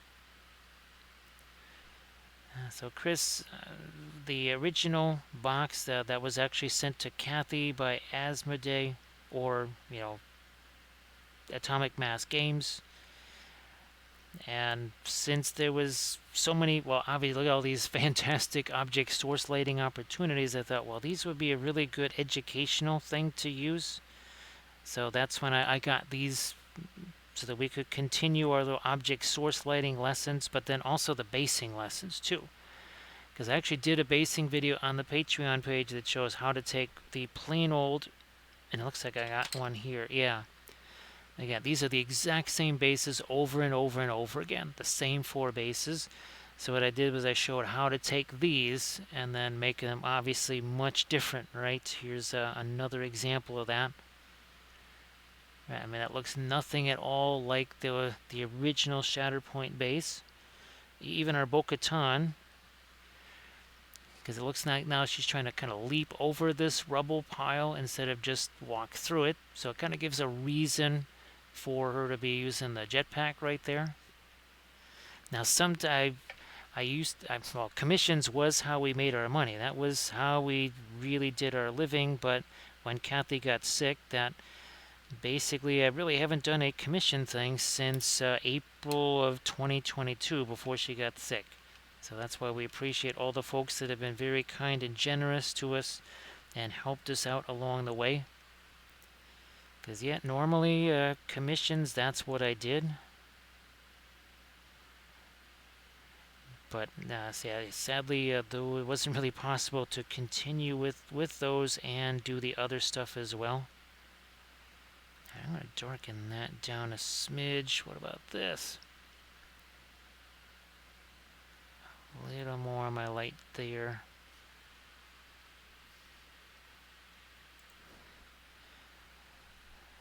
This, back to some of the indigo, a little bit of Van Dyke brown mixed into that to darken that down some more.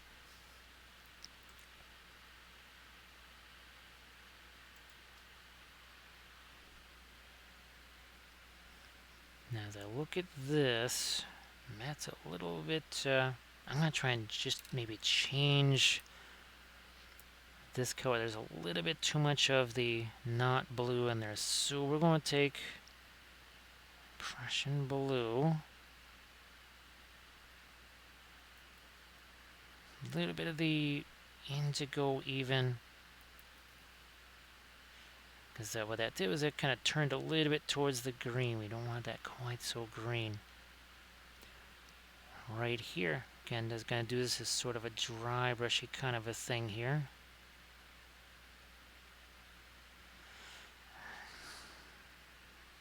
Now I'll take this and we're going to see what happens. So we're going to turn this and then do the same thing here. A little bit of, not quite enough. I'm going to grab a little bit more of my blue here. Let's try this again. A little tap, tap there. Yeah, okay, there we go. Because what was there? It was almost another one of those lines like the lines we had up here. Don't want to have lines, we want to have shapes, don't we? We want to have shapes as much as we can. Now again, I'm going to be hitting this with the blackest black, that's the black 3.0, which really does do a number on any kind of weird edges. And yeah, see how that's got a little bit of shininess to it? See how that has no, it doesn't really matter which way I hold it, there's no shine there. That's the stuff that's going to go along the edge of this. Now, of course, it makes it the most expensive base painting material ever. But it's worth it. It really is. Now, over here, I'm going to try and do a similar thing. I don't even know if I need to really use the blending brush down here. But again, just taking this, it's a little bit of dry brush stuff down in there. And by dry brush, see how little paint there is on that brush? Remember, less is more. More is way too much. When you're new to the oil paints, that will be, I want to say, that's going to be the thing that's going to be the biggest issue for you. Because with the acrylics, they don't go on very smooth at all. Oil paints on miniatures is kind of like that nice silky smooth restaurant butter, right? That just flows really easy. And acrylic paints are more like peanut butter with a little bit of super glue, sand and gravel, and maybe other glue mixed in it. So people tend to put a lot of water in a lot of liquid in paint, and then too much paint, period. And it's just because that's kind of how the acrylics sort of work. That's why I still do acrylic videos for the Patreon page, because, well, they actually kind of illustrate how the oils work just as well as the oils do. Because I can say, wow, look at how different that goes on versus the oil paint. Now, here's another thing I needed to do. This basically went from very light to a line, then to the lower lip. We needed to make that a little more of a gradual change. And we'll do the same thing here. But I had to wait on that. I had to wait. If I was hasty, there's going to be a problem there. Don't be hasty, little hobbitses. And that's another thing that you'll learn. The more you use the oils, just like anything else, the more you try something, the more different situations arise. It was that way for me. I don't even paint the same way with the oils as I did 2 months ago, much less 2 years ago or 6 years ago. It's constantly changing. Learn new things, try new colors. Certainly never thought I'd be mixing my own oil paints, I'll tell you that. I thought there was, that never even entered my mind, mixing my own. It was a matter of necessity. It was, well, the Adepticon that never was, where I was going to be teaching an oil painting class, and I needed about 120 oil brushers. There was no money for 120. So I said, well, I wonder if I can actually just try to make my own, and that's what I did.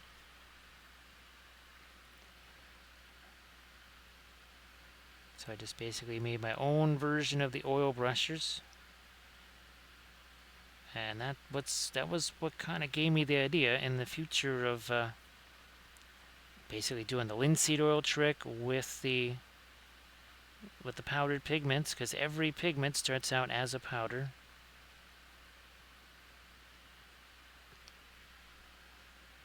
Alright, now that's a little... It was a little rough there. That wasn't the perfect roll of the texture roller there. So we're just going to try and paint through that if we can. And boy, we've used so many different texture rollers. Of course, our Moria army, right, has a fabulous dwarf texture. Here we just stuck it on some cork, but same idea, right? Now, oh, this is our Sisters of Battle here. This is also Sculpey, but this is just me actually sculpting that, and then I painted a little mural on there, and then oh, and look, some marble down there.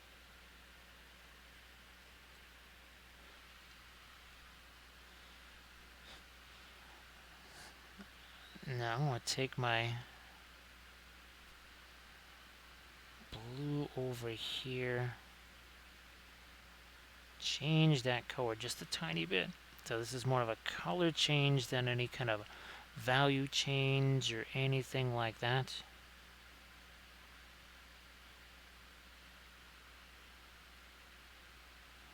Might throw a little bit of my lighter blue in here, just a hint of it. Just a little bit of a hint there. Yeah, alright, there's good. See, it goes along with what we did right over there.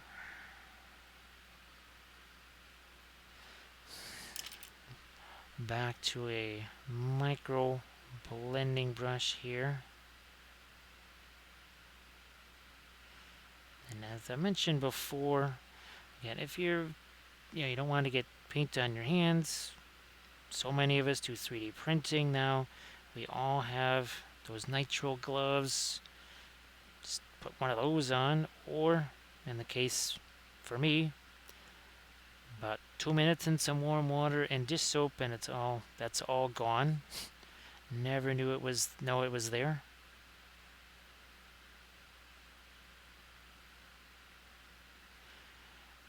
So again, see some raggedness to this. I'm just going to try to, part of it is there was a mold line running through that because, well, not a 3D print, right? So you're going to have those mold line things nab you.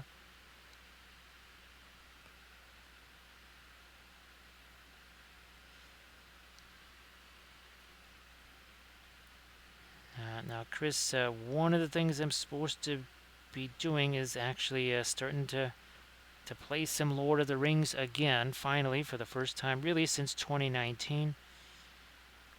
Basically, kind of getting not just into the game itself so that I can live stream it, because you don't want to be live streaming a game you haven't played in 4 years, but also kind of, we're going to be trying to practice how it is on camera. So it's one thing to be playing a game, but to also be playing it on camera is a very different thing. You need to kind of not block things and always be aware of where you are, where the camera is. Note, that's going to be the Middle-earth strategy battle game that I was talking about. So again, that's what all of the Lord of the Rings figures are for. All the stuff that you've been seeing me paint there, that's for all those different armies that you've seen. Right, like our Moria army here. Right, and of course our Dunlending army. And now our Corsairs, because we did 4 more of those, remember. And of course, well, there's all of our race that we did, and our Candish army, and of course, where's our, almost there. Oh yeah, we have a whole bunch of elves. We have our big old Rohan army, and we've been working on a dwarf army too, and like our Nazguls, all that stuff. That's all meant to actually be used in a game. So yeah, Chris, instead of me trying to spend an inordinate amount of time doing post-production stuff on a battle report, it'd be much more interesting to stream that live where people can actually watch that happening. And of course, Chris, all the terrain that we have made, right? There's all that terrain that we've worked on. So where's our... There we go. It's all the terrain that I've made. That's also going to be a big part of those games. Especially since Lord of the Rings is it's very much a terrain game. Now, of course, all of the battle reports that you see, they're generally trying to avoid it. But there's all kinds of fantastic rules for being on precarious things. That's why we also want to do MESBG at sea. Because, of course, you have the Umbar ships, right? So what we wanted to do is create sort of a naval combat system where, say, a Dol Amroth ship and a Corsair ship might be doing battle on the high seas. Because why not, right? Now, this is another case of a hard line over here that we're going to try and fade out. There we go. Yeah, that was too hard of a line. We just fade that out.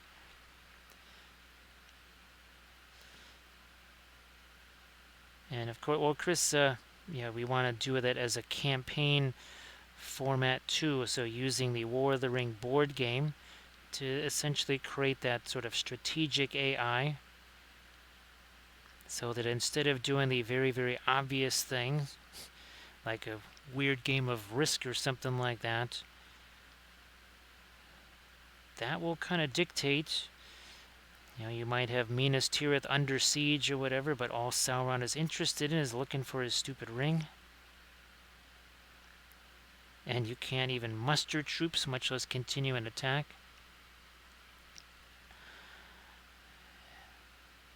Yeah, Chris, I mean, these between what happened in 2020 and then with Kathy's illness and everything, I hadn't seen these people since the summer of 2019, which was shocking to realize that. That was incredibly shocking.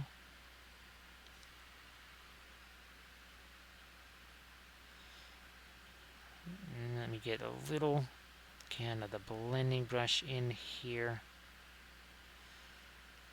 So that all looks a little less choppy there.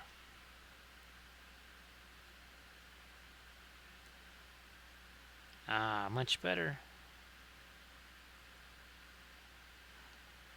But I had to wait to do this because there was a little bit of paint piled up over here, so we had to be patient. I'm going to let that set, and now instead of all just being wiped away, right, we can just mix and blend with that. Thank you. There's a new little hobbit. Thank you so much, TJ. TJ Miniatures. Again, didn't expect to see him dressed like this. What happened to your sandals? It's like, why is everybody asking me about sandals and robes? What is it with you people? He's like, could you maybe point that somewhere else? It's like, dude, it's like stuck on the end of my hand. I can't get this off my hand. This guy really is a mess. Thank you so much, TJ Miniatures. Appreciate that. Wow, I was not really expecting this, especially, well, we did have the ultimate confrontation, right? Little Sauron versus Big Sauron.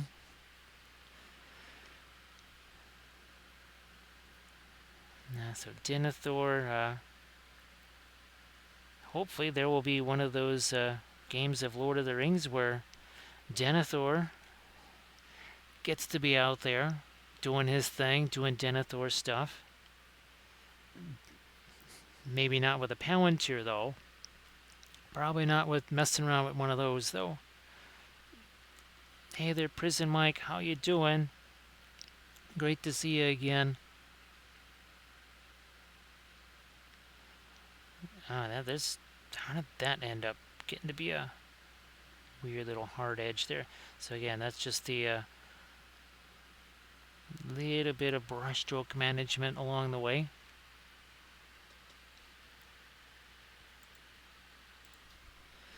And of course, well, along with Boromir too,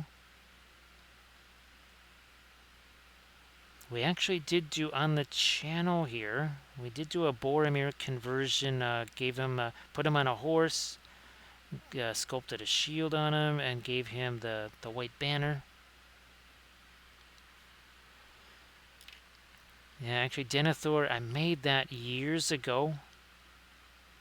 I mean, many years ago when we were first playing our games of Lord of the Rings. That was a long, long, long time ago I made that thing. And we used to use that as a bit of an objective type thing.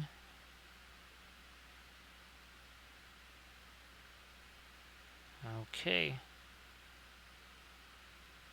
Throw a little bit more of my ambient light on the back of that, also on the back of his boot there.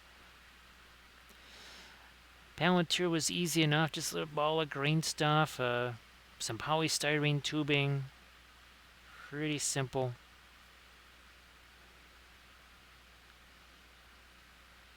Looking up at his face here, I think I could get a little more shadow under his mustache there. But not too dark. This is our, ironically enough, an ultramarine Thalo mix. Hopefully there's not too much here. Okay. Push this up a little there too.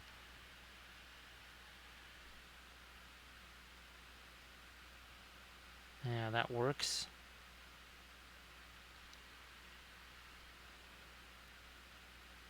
So we've actually done several streams with the sculpting. You can check that we were sculpting the Great Beast of Golgoroth. We're sculpting some eagles.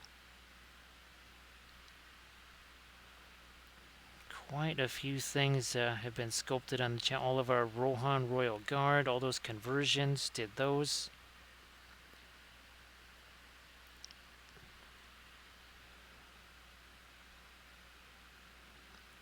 Also, our Army of the Dead. Rogaine Lightning, remember him?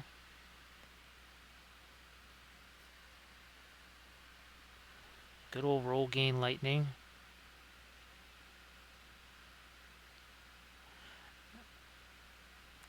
So tempted to put a little bit more of that blue there. Not going to do that.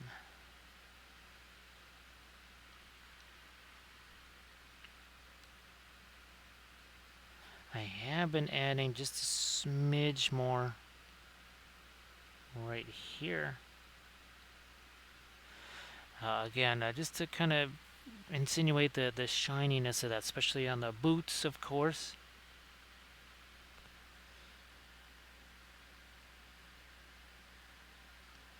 That had a little too much pink there. I'm going to get rid of that. And that is another line that's going to just get softened up a little bit. We're using this as kind of the ultimate super micro brush. So Prism Mike, again, great to see you back. I know it's been quite a while.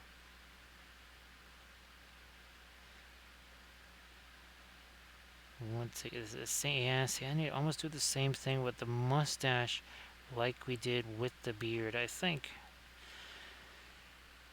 What, there's another little area here. No, I need to thin this down a tiny bit.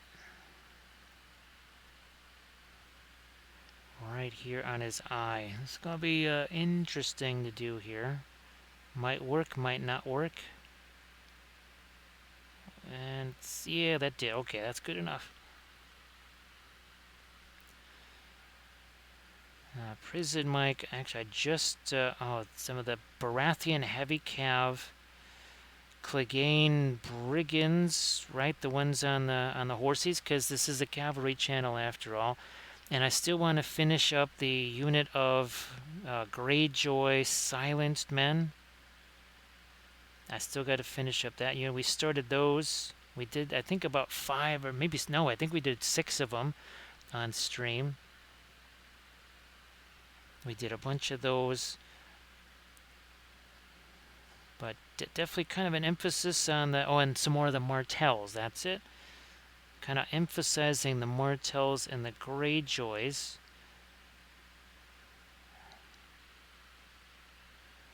And then, let's see. Who are is it the Castle Rock Guard? Who are the guys with the lion helmets? An infantry unit. They've got the lion helmets. I just had them in my hands. Of course, I've forgotten what they were. But obviously a little bit of... the Honor Guard. Yeah, a little bit of non-metallic on those. Wouldn't you say, Prison Mike?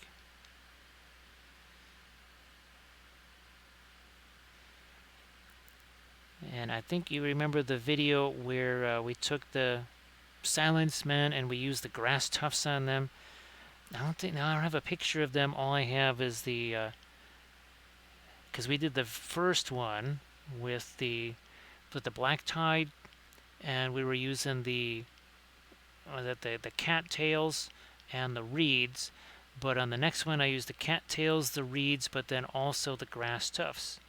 And that was on the Silence Men. And that worked out really, really well.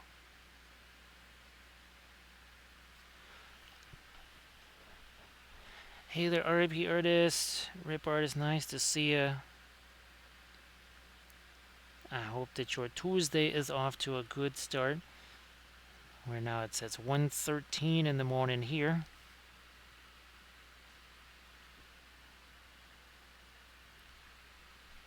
And again, great to see everybody, of course. I'm just trying to... There we go. That's a little rounder now. I was looking a little bit oblong.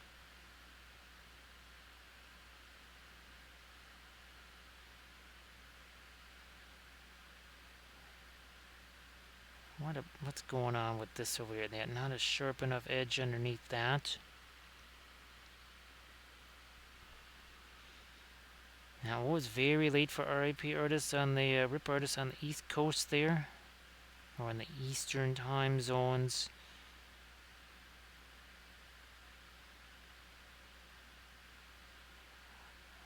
I'm gonna try and sharpen up this one more time.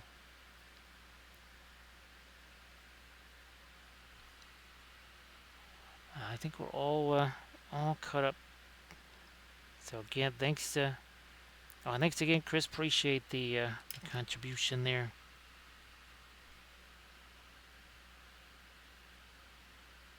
That needed to be... There we go. Okay, now let's do one last little bit of light on that part of his hand. I think that should catch basically this part right here. I think we got just enough of it here.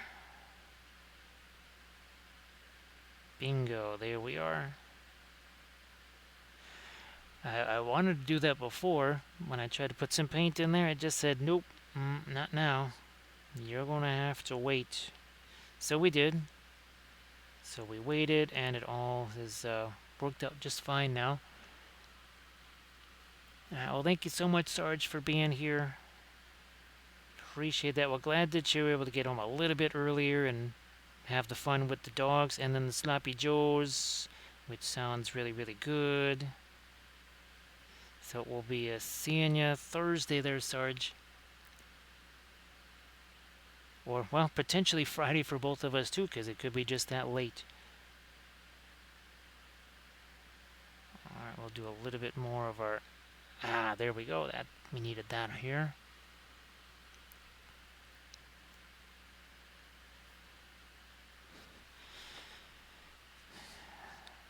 So yeah, we have some packing to do before we head on over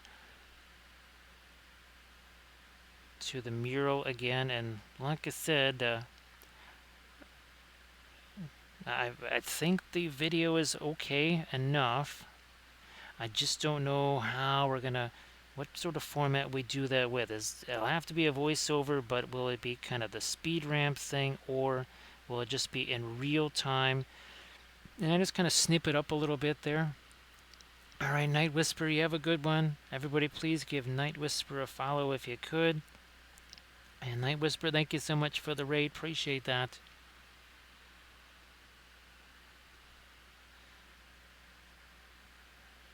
Okay, yeah, so I'm trying to make it basically only right here, not all the way down here, here, or here. But see, the lightsaber is this way, so I'm trying to have a line of light that crosses right through here. Almost, look at that. See, kind of parallel right there. Follows that line through this way. And I think then we have to stop. And of course, again, you can see why there's nothing on this. See, because this sticks out more than that one, so not going to be any of the red getting there.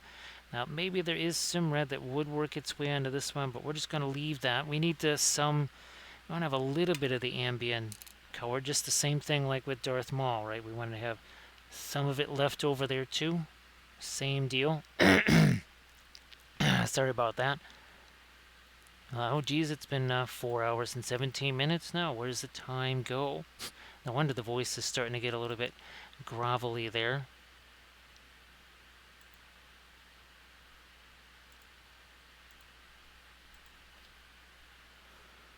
I'm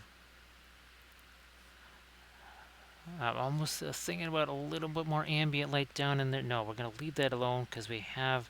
And the cloak is casting such a shadow right there. We shouldn't do that.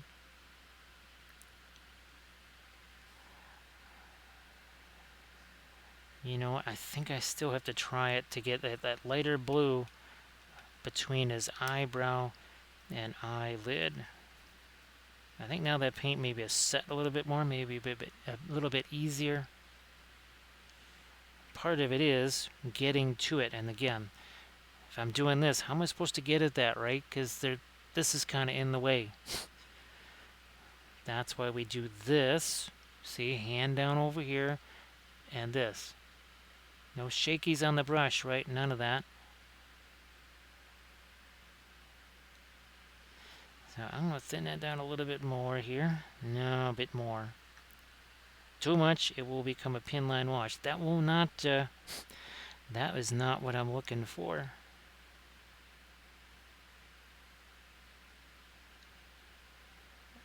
And I might even, a little bit of that over here.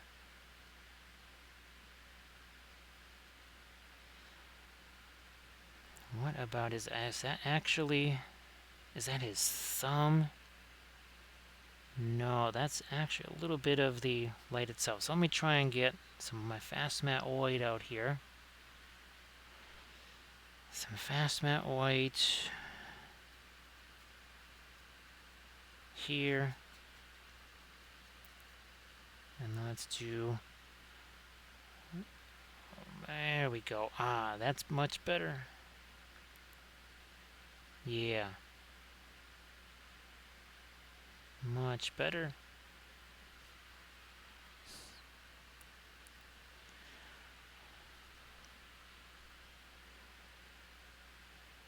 I'm going to try and lighten this up a little too.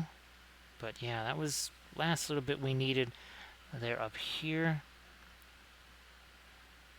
Still trying to figure out, is this like the origin point here of our crackling energy? I guess it is, sort of. So I might even emphasize that a little bit more.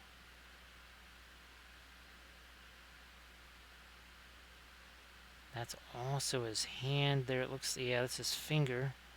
Ooh, lighten the inside of that. Didn't see that before.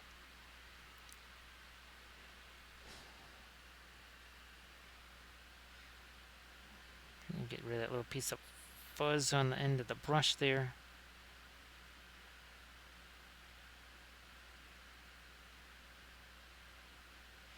Yeah, that works.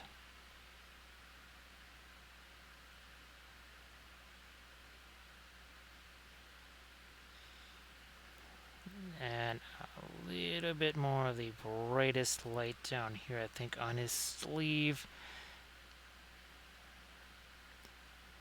Wasn't originally going to do that, but then as I lightened this up, I said, that's really close to where this source is, so maybe we should make that a little lighter.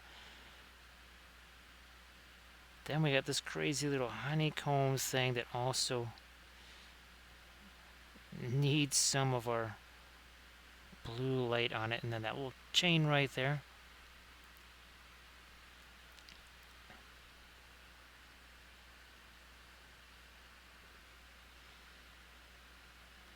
So what do we got? Yeah, 4 hours, 21 minutes ago.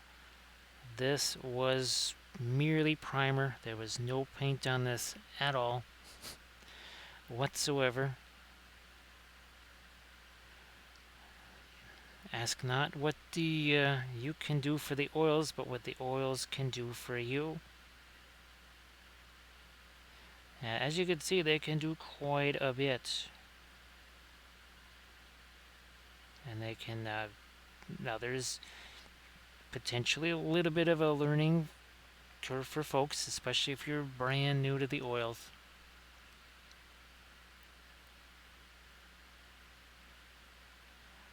But you try simple things. Also, too, remember these little color chart things, right? Take that color, and then some of your lighter ones, the ones you're going to use most often. Always start out with the titanium white, because that really gives you the truest idea of the color. Because look at this. You can see there, that's very translucent compared to this. See how that really almost annihilates the white there? This is very different, right? Look at that. So very different.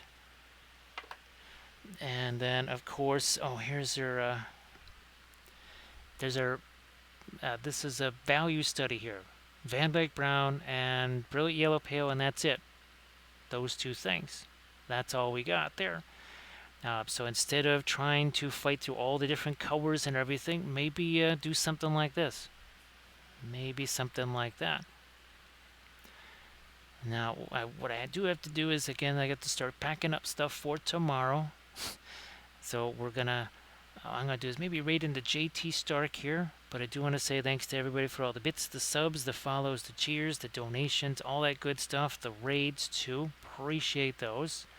We have more Shatterpoint that we will be painting. So most likely one of these on Thursday right here.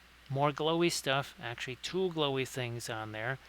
Oh, thank you so much, Arid. Appreciate you being here. Of course, everybody please give Arid a Canwife a follow as well. Oh, and geez, Browntown Games, it was great to see you back. And same thing, RIP Artist, great to see you here. And thank you so much, Armored Wolf, for doing all the moderations. Thank you so much. So what I'm going to do is get that countdown underway here, because I also want to eat me some foods here. I want to do some of that as well. And thank you so much, Chris, for the donation and for the puns, as always. Chris doing the pun thing. So again, Count Dooku here in about 4.5 hours. So thanks again, everybody, and I will hopefully see you on Thursday. Thanks for doing the clips there, Bithron, and I'll shoot you a message in a little bit here. See you later, Angry Panda. Thanks for joining up. See you Thursday.